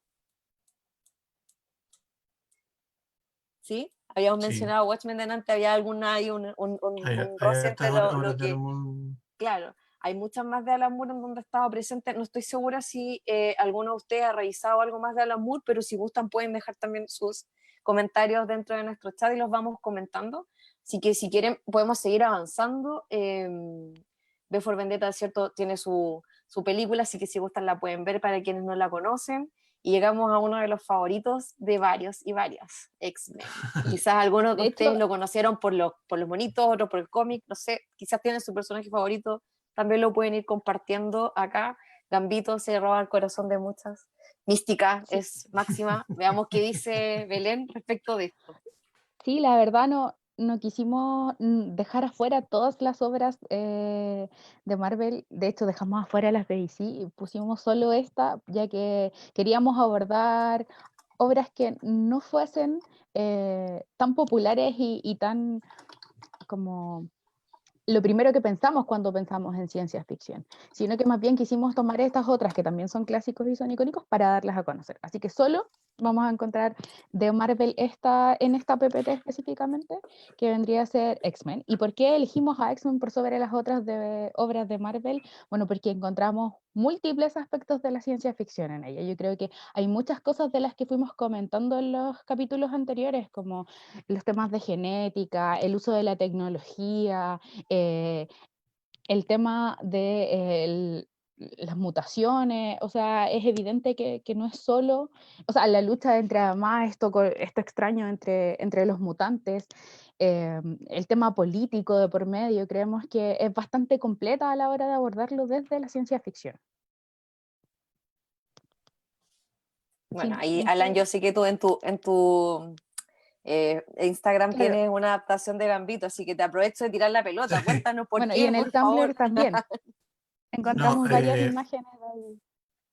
sí, no, X-Men para mí es súper importante porque como lector y como fan, porque tiene una temática súper profunda X-Men, como decía Belén, habla de las mutaciones, habla de la genética, de ciencia ficción, y la gracia, entre comillas, de los X-Men es que son personas que son rechazadas, pero pelean y defienden a los que lo rechazan. Entonces, es un tema súper complejo, es un tema que a veces el lector promedio como que no ve en profundidad eso, pero claro, uno que ve de afuera realmente ve como que los puros rayos y cosas así, pero en realidad X-Men es un título que a mí me gusta muchísimo. O sea, como fan trato siempre de estar más o menos al día de lo que están haciendo y qué es lo que pasa y todo, porque, como te digo, trata temas súper profundos. Nunca un cómic de X-Men va a ser algo que va a pasar así como por debajo, sino que siempre va a tratar los temas así, eh, como se dice en buen chileno, como carepalo. Siempre habla de los temas así tal cual. Y, y siempre uno aprende algo de los cómics de los X-Men. Siempre tiene alguna enseñanza, pero siempre va a ser como implícita. Pero es muy bueno. Sí, claro, o sea, no es un tono aleccionador o pedagogizante, ¿cierto? El de No, X-Men, pero sin duda atraviesa temas que son tensión, que son de tensión, y sí. también tiene todo un universo paralelo, ¿cierto? Que se desprende de la vida de Miguel Garra, o Guepardo, en donde ustedes pueden conocer también Aguja un poquito dinámica. más, ¿cierto? Aguja dinámica. Y distintos nombres ha recibido nuestro superhéroe ahí, que es como el otro antihéroe también, porque sí, pues son estos mutantes rechazados desde la sociedad. Hay varias obras también dentro de las series Sí, que se han inspirado en esta temática central de cómo cierta cantidad de hijos o de humanos que aparecen en distintos lugares del mundo luego se agrupan, ¿cierto? Y a partir de la flaqueza logran generar una tremenda fuerza en el colectivo, venciendo, ¿cierto?, a estos elementos malignos, pero que por supuesto va mucho más allá de la trama, que esta dicotomía básica de los buenos y los malos. Cada uno de los claro. personajes tiene una profundidad psicológica bastante interesante, tienen además una historicidad que acompaña a cada uno de los personajes y que permite también acercarse a ellos y a esas temáticas que son más complejas desde su propia vida. Entonces es súper interesante abordarlo desde ahí y por supuesto la posibilidad de la genética como punto inicial o como fundamento de la trama de X-Men es algo que para nosotros lo hace uno de los icónicos dentro de esta recomendación de narrativas gráficas. Así que es interesante cómo lo podemos también conocer. Algunos de ustedes lo pueden ver a través también de sus animaciones. Tiene esta adaptación cinematográfica, o sea, bueno, Sí. tiene adaptación cinematográfica igual, pero Tiene también tiene esta serie adaptaciones animada, cinematográficas, sí. la, Y la tiene serie ¿Cómo? series animada, animadas en distintos tiempos. exacto. Tiene serie Hay más de animada. una serie. Sí. Quizá Video ustedes Bueno, de podemos hecho yo al conocen ver. principio los la serie conocí, o sea, yo animada, los conocí por los cómics, pero me profundicé en el tema de los X-Men por la serie animada, que es muy buena, la del 90 y tanto, la transmitió 95, 92. TVN Fox o Canal Kids, 13. Y Fox Kids, pero también hubo algún canal Canal abierto 13 que la aparece acá. transmitió, Canal Canal 13 13. parece que fue. Sí, estamos hablando Sí. del año cero, chiquillas, para los que son de las Sí. generaciones nuevas, pero no se preocupen, el tiempo es una cuestión relativa también, así que Pero no se hay puede problema. encontrar en internet la Está, serie. sí. Sí, Claudio, ¿vaya a decir es algo? buena, muy Sí, que buena también serie. tiene varias adaptaciones en los videojuegos. Recuerdo el También, X-Men vs Street Fighter de Play 1 sí, clásico, o los de Super Nintendo también de avances que son buenísimos también. Recomendables, hay emuladores. sí. Bueno, ahí se van mezclando, ¿cierto? Y continuemos para poder ir avanzando porque ya estamos, como siempre, casi como al filo, o sea, siempre llegamos a esta parte y decimos, ¿por qué? ¿Por qué? Nos falta tiempo para hablar más de ciencia ficción. Bueno, acá tenemos la revista Rocket, ¿cierto? De 1965, la Maggie nos va a contar un poquito de esto. Y bueno, primero quiero darle las gracias a la Cata porque en reunión habló tan bien de Lincoln que aquí tengo mi ¡Au! copia. Es una lectura que ya empieza la próxima semana. Así que ahí vamos a ver No cómo quiero, no todavía ando no la leo. evangelizando, pero por si acaso, por favor, vean Animatrix, por favor. No ando no quiero, pero igual. Animal, muy buena. Ya que le he recomendado tanto, ¿por qué no hacerlo de nuevo? ¿Por qué no? Ya, Maggie, por favor, ilústranos. Ay, y bueno, sobre revista Rocket, encontré súper importante incluirla. Si ya bien en los años 50 ya había habido una revista, la revista Ventarrón, que era la primera completamente ilustrada en Chile, y que incluía temáticas como la ciencia ficción. Ya tenía más o menos la mitad de sus publicaciones en relación a la ciencia ficción. La revista Rocket viene a aparecer en el año 1965 para ya ser la primera revista de ciencia ficción y cómic chilena. Su contenido es completamente ciencia ficción y es precursora dentro de la elaboración de proyectos chilenos. Ya da como el puntapié y viene a ser como la respuesta editorial Frontera en Argentina, en donde se estaba publicando El Eternauta, por ejemplo. Luego, esta revista dura solo un año, y luego de esto ya viene Comicnauta, que es una revista más que nada infantil, y Robot, que se resta de la línea de humor, porque algo muy característico de la revista Rocket era que incluía ciencia ficción, historietas serias y el humor, que lo pueden ver en ese personaje, Nick Obre, que tiene su sombrerito amarillo. Esta revista consta en general de entre 5 y 6 historietas por publicación, breves, de entre 4 a 8 páginas, unas 30 viñetas quizá, y que tratan temas como la aventura espacial, avances científicos, aparecen robots, máquinas del tiempo, encuentros con alienígenas, con mundos o seres desconocidos, y apela mucho a lo que es la aventura y la reflexión. Lo que a mí más me gusta de esta es que tiene muchos vuelcos en las historias, hay harta ironía y hartas reflexiones. Yo en el primer número, que es el que ven en el medio, destaco 3 historias, que es Señor Presidente, Una solución inesperada y El enemigo, que están llenas de plot twists. Hay un vuelco en la historia maravilloso en el que el Señor Presidente, por ejemplo, nos habla de un gobierno unitario mundial y cómo llegamos a un potencial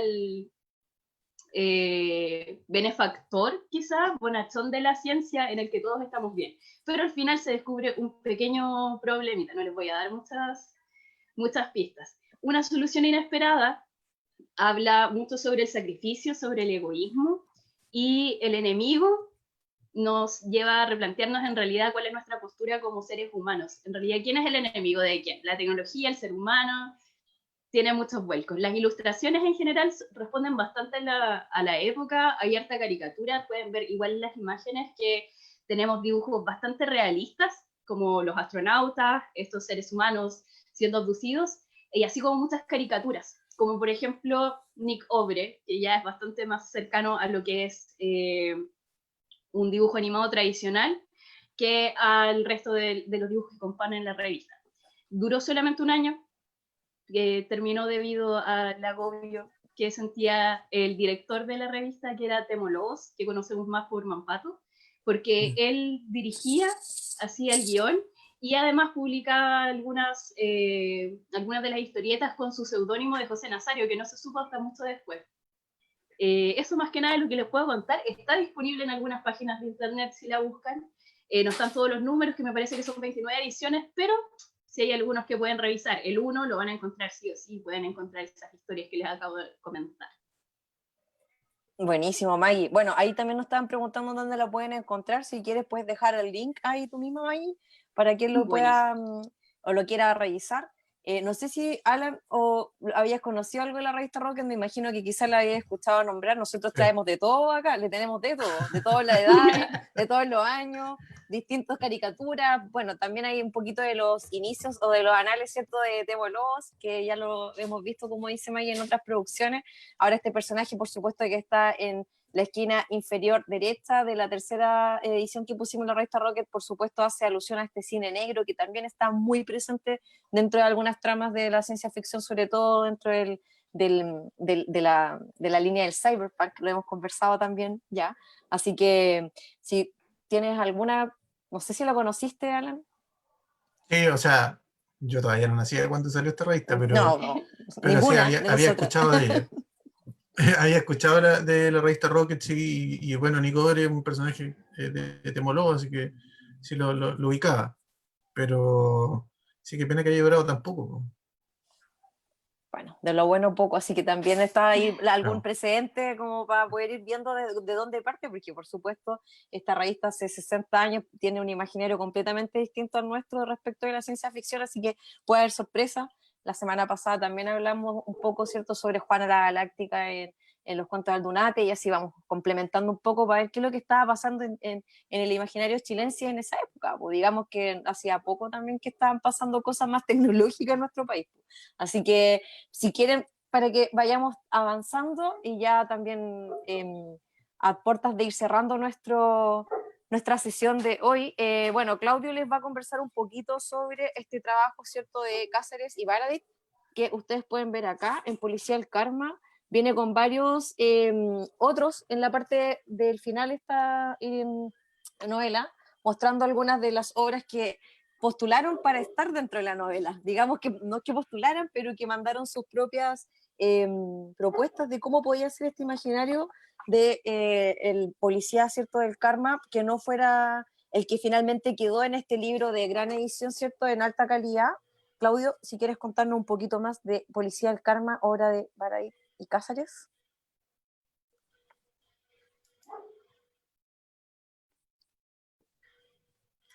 Está sin micrófono. Parece que no te escuchas, Claudio, ¿estás sin micrófono? Ahora sí, Sí. había olvidado, ya. Bueno, decía que algo que me llama mucho la atención de Policía del Karma y de la obra de Baradit en general es que los ambientes se van reutilizando en sus distintas novelas, y esto también pasa en la novela gráfica.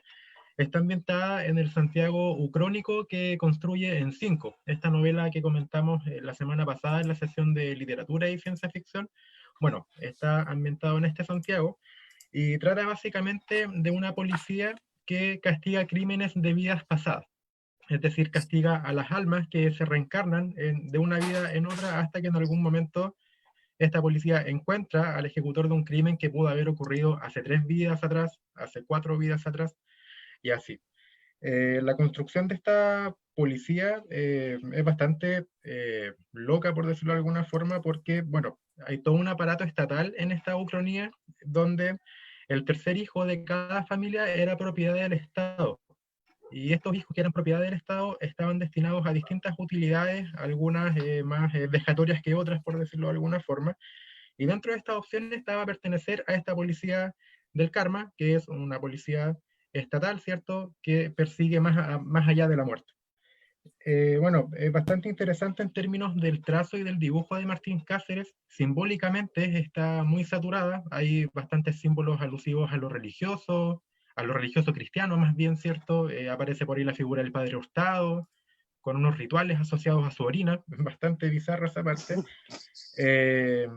Hay algo también vinculado a lo espiritual, ¿cierto? Bastante de la cultura mapuche, que también está bien presente en la obra general de Baradit.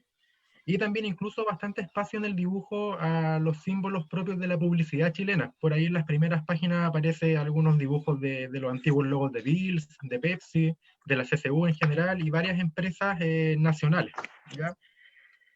Otra cuestión interesante de esta novela, a propósito de un concepto que hemos hablado en otras ocasiones con Cata y bueno, dentro también del club, que tiene que ver con lo transmodal. Además de estar esta novela gráfica, alrededor de la novela gráfica se construyó una página de internet, un juego bastante interesante donde uno podía reclutarse en la policía del Karma, y a partir de tu descripción, de un formulario que uno tenía que llenar, te asignaban una función dentro de la policía. Además de que dialoga mucho con Cinco, que es esta otra novela de Baradit. También salieron una serie de documentales, falsos documentales, que se llaman Reportajes del Misterio, que vienen a dar un poco un espacio de verosimilitud, un espacio de contexto en el cual ocurre la policía del Karma, pero combinado, dialogando con algunos hechos sociales del año 2011. Se toman muchos aspectos del movimiento estudiantil y la función de las policías, sobre todo de las fuerzas especiales, como policías del Karma infiltrados en estas protestas. En ese sentido, si quieren buscar por ahí esos documentales, Reportajes del Misterio, resultan bastante interesantes para leerlo en paralelo con la novela gráfica. No sé si tenía alguna referencia, Alan, del trabajo de Cáceres, de Baradit, o de esta novela gráfica en particular. Sí, bueno, de hecho los conozco a los dos y son, bueno, aparte que son súper buenos profesionales, son muy buena onda los dos. Sí, se conocía el trabajo de Policía del Karma. De hecho, estuve en un evento donde se premió esta novela gráfica por, creo que fue Mejor Cómic del Año, si no estoy equivocado. Así que sí, muy buen trabajo. Es un trabajo que les tomó mucho tiempo. y fue muy complicado traspasar el imaginario para Martín, por lo menos.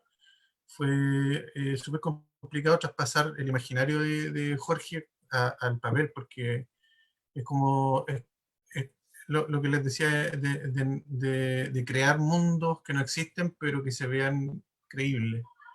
Pero encuentro que hicieron un trabajo fantástico. Sí, claro. Ahí, por ejemplo, también es interesante cómo aborda el color. No sé si lo hizo el mismo Si no me Cáceres equivoco, o no, Martín fue el del... Sí, si no me equivoco, fue el porque mismo. sí, porque claro, si ustedes se dan cuenta, el trazo es mucho más preciso dentro del dibujo, pero el coloreado siempre va traspasando un poco la imagen del trazo, justamente Sí. para darle más textura y un poco más de verosimilitud a este universo que pertenece un poco al género de ciencia ficción militar, entre comillas Sí. militar, porque por supuesto está enfocado desde esta organización que menciona Claudio, y también dándole esta posibilidad de cruce con lo místico y con el imaginario religioso, ¿cierto?, de los mapuches, porque está súper presente también este ritual chamánico, de cómo se va dando la conexión, y este atravesar desde el espacio de la realidad al espacio del futuro, al espacio onírico, en donde empieza a encontrarse este karma. Entonces también me imagino que haber sido un problema bien interesante ahí como para plantearse como ilustrador de Baradí en esta novela, que además, Sí. como característica central, tiene esta posibilidad, como decía Claudio, de ir mezclando distintos mundos para dar desde antes una difusión tal a la obra en su edición inicial que pudiese ser pensada para una edición de alta calidad, en papel de máxima calidad también y en un tamaño muy Sí. bueno en la lectura. Es una novela gráfica que es mucho más grande que las habituales que pudiste conocer y que por supuesto incorpora todos estos extras que le van dando también otra calidad a la obra, y está acompañada de toda esta producción de book trailer, de reportaje o de falsos documentales, como decía Claudio, junto con todo esta posibilidad, ¿cierto?, de hacer los grupos en Facebook y aprovechar todas las plataformas que propone la multimedia, ¿cierto?, para generar una comunidad previa al lanzamiento del cómic, entonces de esta novela. Entonces es interesante cómo ahí se va mezclando estos dotes de publicista, ¿cierto?, de que está dentro de la expertise de uno de estos creadores, y la posibilidad de incorporar, ¿cierto?, esta lectura desde la narrativa gráfica chilena. Una obra icónica, por supuesto, que marcó un antes y un después. ¿Claudio? Claro. Para agregar, sí, me parece mucho que el color lo hizo Baradit. Baradit igual tiene, no sé si es diseñador gráfico o si Es diseñador diseña, gráfico. es diseñador gráfico. Entiendo que el Sí. color lo hizo Baradit. El trazo es de Cáceres. Ah, Y, ok. la otra acotación a propósito de lo multimodal, el cuento surge de un tema. Baradit escribe un cuento a una convocatoria de un concurso literario donde la temática debía ser una canción de gusto personal, ¿cierto?, de libre elección, y él trabaja en base a Karma Police de Radiohead. Y a partir de este cuento se hace la adaptación a la novela gráfica en conjunto con Martín Cáceres. Absolutamente recomendada, gracias por esa precisión dentro del uso del color. Ahí, por supuesto, siempre es compartida la labor y sí, claro, pues sí, podía darle mayor preponderancia al imaginario Baradit el mismo. Bueno, nosotros le seguimos prendiendo vela a Policía del Karma, a pesar de que tiene varias críticas también. Siempre está la posibilidad de ir generando su propia opinión, chiquillas, así que si alguno lo conoce también puede ir dejando sus comentarios dentro del chat. Quisimos poner también otra obra icónica dentro de lo que ha sido la última producción de narrativas gráficas de ciencia ficción, incluyendo a Claudio Romo, ¿ya? ¿Por qué a Claudio Romo? Porque, bueno, ha generado todo un imaginario bastante interesante dentro de la posibilidad de la imagen, del color, de la forma, y que en el informe Tunguska aborda de una manera espectacular como un escenario, este sí es post-apocalíptico. No sé si alguno de ustedes conoce el informe Tunguska. Sí, yo Quizás no lo no lo he conocen, leído, ¿sí? pero lo conozco. Bueno, el informe Tunguska se parece un poquito, no sé si les pasa a ustedes, para quienes lo conozcan, pero quizás tiene alguna similitud con Stalker. Me dio la impresión cuando lo leí algo de este atravesar este cruce, cierta frontera que está militarizada y cuidada, ¿cierto?, para descubrir qué es lo que está pasando más allá después de un desastre. Por supuesto, el nombre del informe Tunguska hace relación a un desastre, ¿cierto?, de tipo industrial que genera este quiebre, ¿cierto?, dentro del país, dentro de Chile, porque está ambientado acá, y empiezan a pasar cosas muy misteriosas. Y bueno, Claudio Romo también ilustró la revista Mocha, una de las versiones en la convocatoria de ciertos relatos de Concepción y alrededor en la octava región con Ucronía. La revista Mocha la mencionamos también en la sesión anterior, Esta está dedicada a la literatura, pero tiene bastantes ilustraciones también que van acompañando estos relatos. Algunos de estas imágenes están relacionadas con la producción de Carlos Vergara, ¿cierto? Como en su beta, ¿cierto? De grabador, en trabajo con madera, bueno, distintos trabajos que también ha desarrollado él. Y lo mencionamos porque, claro, además Alexis Figueroa y Claudio Romo empiezan a generar este trabajo juntos, que tiene una onda expansiva.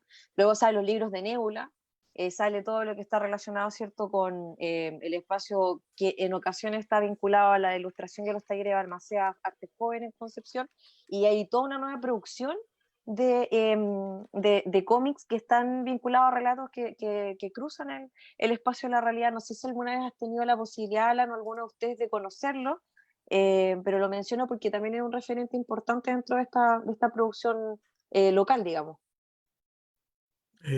Yo lamentablemente estoy como medio desenchufado con la producción local. A Claudio sí lo conozco también y también es un capo. Tengo muy buena referencia de su trabajo. Pero como te digo, estoy medio desenchufado, entonces no sé más allá del informe Tunguska y algunos otros trabajos que tiene Claudio como ilustrador.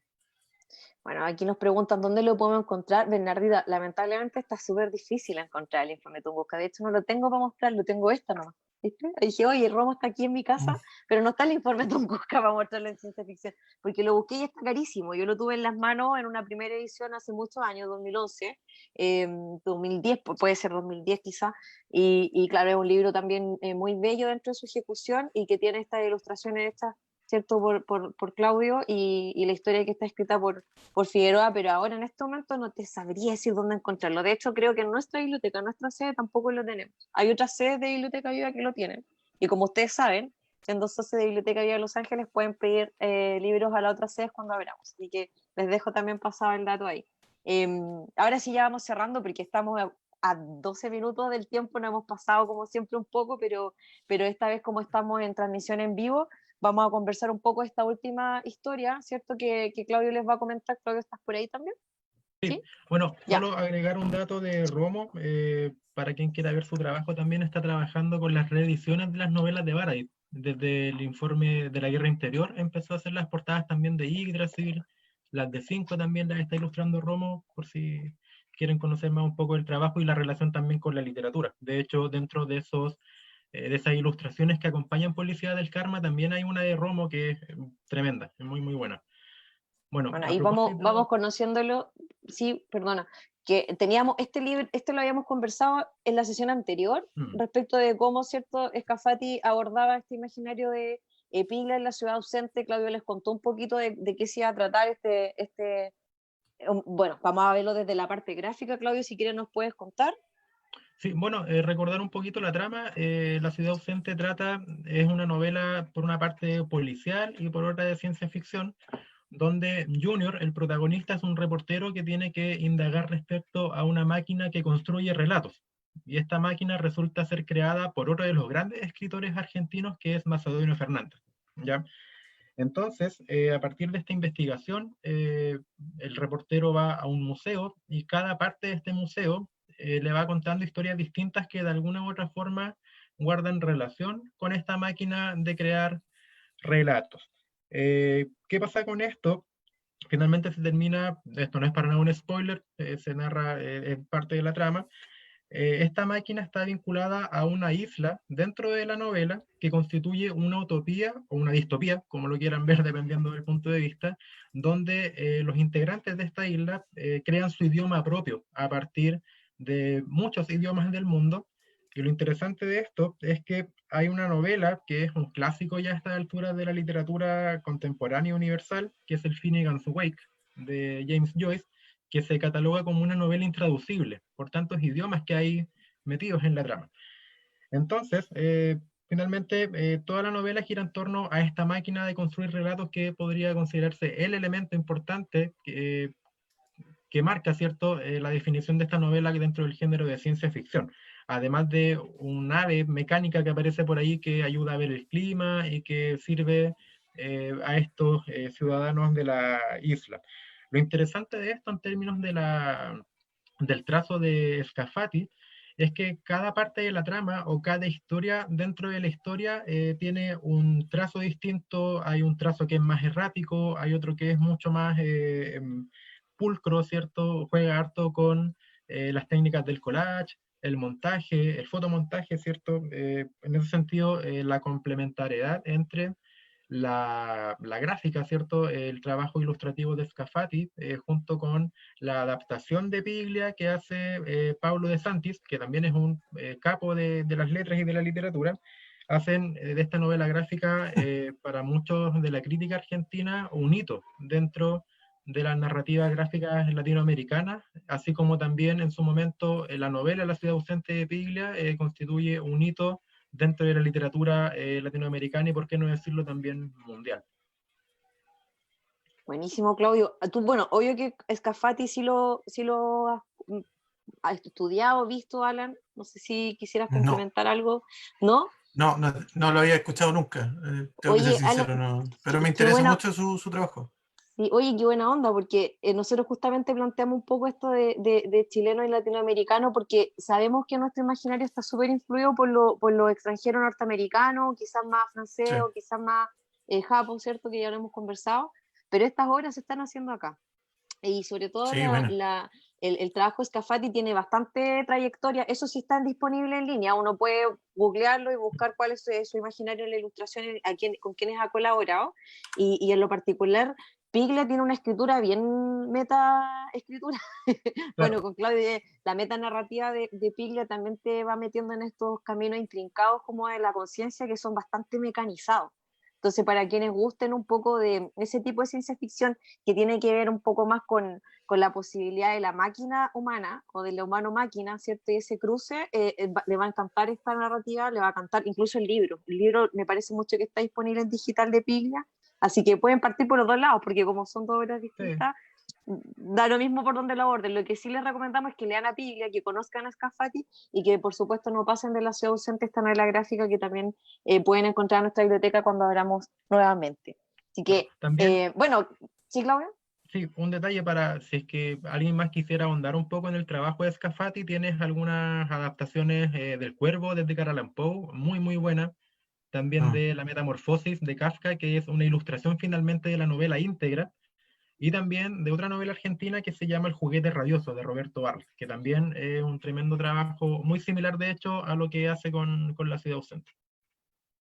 Sí, bueno, sabemos que Scafati tiene buen gusto ahí con ese tipo de Mm. trama y bueno, hay algunos de Editorial Erdosain que están disponibles también si ustedes quieren conseguirlo, de los que mencionó Claudio, sobre todo el juguete rabioso. Mm. Así que ahora sí, estamos cerrando porque el tiempo nos quedó hasta acá. Vamos a mencionar a solo Juan Buscamares, si quieres avanzar un poco más, también son algunas obras que ustedes pueden encontrar. Bueno, de narrativa chilena tenemos esta gran adaptación, ¿cierto? Bueno, en realidad no es una adaptación, pero 1899 junto con 1959 como parte, ¿cierto? De esta propuesta de Ortega y Daniel, respecto de un universo un poco crónico, ¿verdad? El Huáscar desaparece como de los que podrían haber sido los vencedores, los que derrotaron en la Guerra del Pacífico. Hay varias historias más que van atravesando, pero vamos a tener que mencionarlo solamente porque ya estamos finalizando. Queremos darle las gracias a Alan por habernos acompañado, contarles un poquito, ¿cierto?, de lo que viene en la sesión siguiente. Nos va a acompañar Juan. Juan va a estar con nosotros en la siguiente sesión. Vamos a conversar sobre la tecnología y todo lo que ha estado influido por la ciencia ficción y viceversa. Yo imagino, Alan, que tú tienes tu opinión respecto de cómo se influye un mundo sobre otro. Así que también me imagino que tus referentes son bastante potentes en esa línea para poder proyectar un poco de la fantasía y cómo vais complementando luego tu propia ilustración. También te queremos dejar invitado, por supuesto, a que nos puedas acompañar viéndonos, ¿cierto? Participando, mandándonos tus recomendaciones para la siguiente sesión. Alan, de que para nosotros ha sido un gusto estar contigo en esta oportunidad hablando de narrativas gráficas, pero mira qué privilegio haber contado contigo hoy. no, muchas gracias a ustedes por la invitación, para mí fue un placer, me encanta hablar de narrativa gráfica y si es de ciencia ficción, mejor todavía, así que muchas gracias y les deseo el éxito, todo el éxito del mundo para su club y para las próximas sesiones. Buenísimo, muchas gracias a ti, Alan, y también mucho éxito te dicen también acá. Excelente trabajo, la Naomi, te dan las gracias por haber Gracias. estado con nosotros. Así que yo le voy a dar el paso a la Maggie para que cierre esta hermosa sesión del club. Les voy a mandar un abrazo a todos. Maggie. Me sumo también a los agradecimientos de Catherine. Muchas gracias, Alan, por haber estado con nosotros. Es maravilloso poder contar con la perspectiva de un creador, más que solo un lector. Así que muchas gracias por nutrirnos. Tu trabajo es maravilloso. Creo Gracias. que los que no eran fan todavía ya se van a hacer fan y ahí nos vamos sumando cada día más. Y como comentaba Muchas Cata, gracias. la próxima semana, el día domingo, nos vamos a volver a juntar. Es la última sesión de este club y vamos a hablar de la influencia de la ciencia ficción en la tecnología, en la sesión que lleva por nombre No hay ciencia sin ficción, tecnología y ciencia ficción. Así que esperamos que se sumen. Y bueno, muchas gracias también a todos por participar, por sus comentarios, por haber estado tan activos. Y bueno, les va a llegar la presentación a sus correos al finalizar. Ahí mismo nos pueden responder con sus opiniones de esta sesión. Les van a llegar también las recomendaciones prontamente. Y quedamos atentas también a sus comentarios, apreciaciones y en caso de que quieran sugerirnos temas para tratar en nuevos clubes o ideas que les gustaría conversar, también serían muy bienvenidos. Así que Sí, recordarles, eso sería. Maggie, recordarles que la próxima sesión nos va a grabar en vivo, así que para quienes Sí. quieran sumarse a la siguiente sesión, pueden enviarnos un mensaje a través de nuestro WhatsApp y así les enviamos nuestro link de la sesión de Zoom. Y también todas las sesiones de este club y de otros clubes de Biblioteca Viva están disponibles a través de la plataforma de YouTube de Biblioteca Viva Central. Así que Sí, pueden buscar eso. Biblioteca Viva, YouTube, o pueden también buscar el hashtag ClubBV y también les van a aparecer ahí. Claro, Así y para que, quienes quieran, discúlpame, pero para no, quienes quieran adelante. revisar el trabajo de Alan, también nos acaba de dejar su Instagram, Alan Robinson, lo pueden encontrar en su usuario de Instagram para que puedan conocer un poquito más de su trabajo, así que Sí, también también va a ir ahí vas a adjunto en el tener más correo. fans. Sí, bueno, listo. Alan Va a ir Robinson adjunto en el R. correo todo. Alan Robinson R, perdón, se me había olvidado. Alan la Robinson R. R. Así que sí. Bueno, les dejamos ahora sí un gran abrazo, muchos cariños y gracias a todos por haber estado con nosotras en esta sesión junto a Alan. Que Gracias. estén muy bien. Gracias. Saludos a todos. Chao, chao. Que tengan un Chao. excelente domingo. Adiós.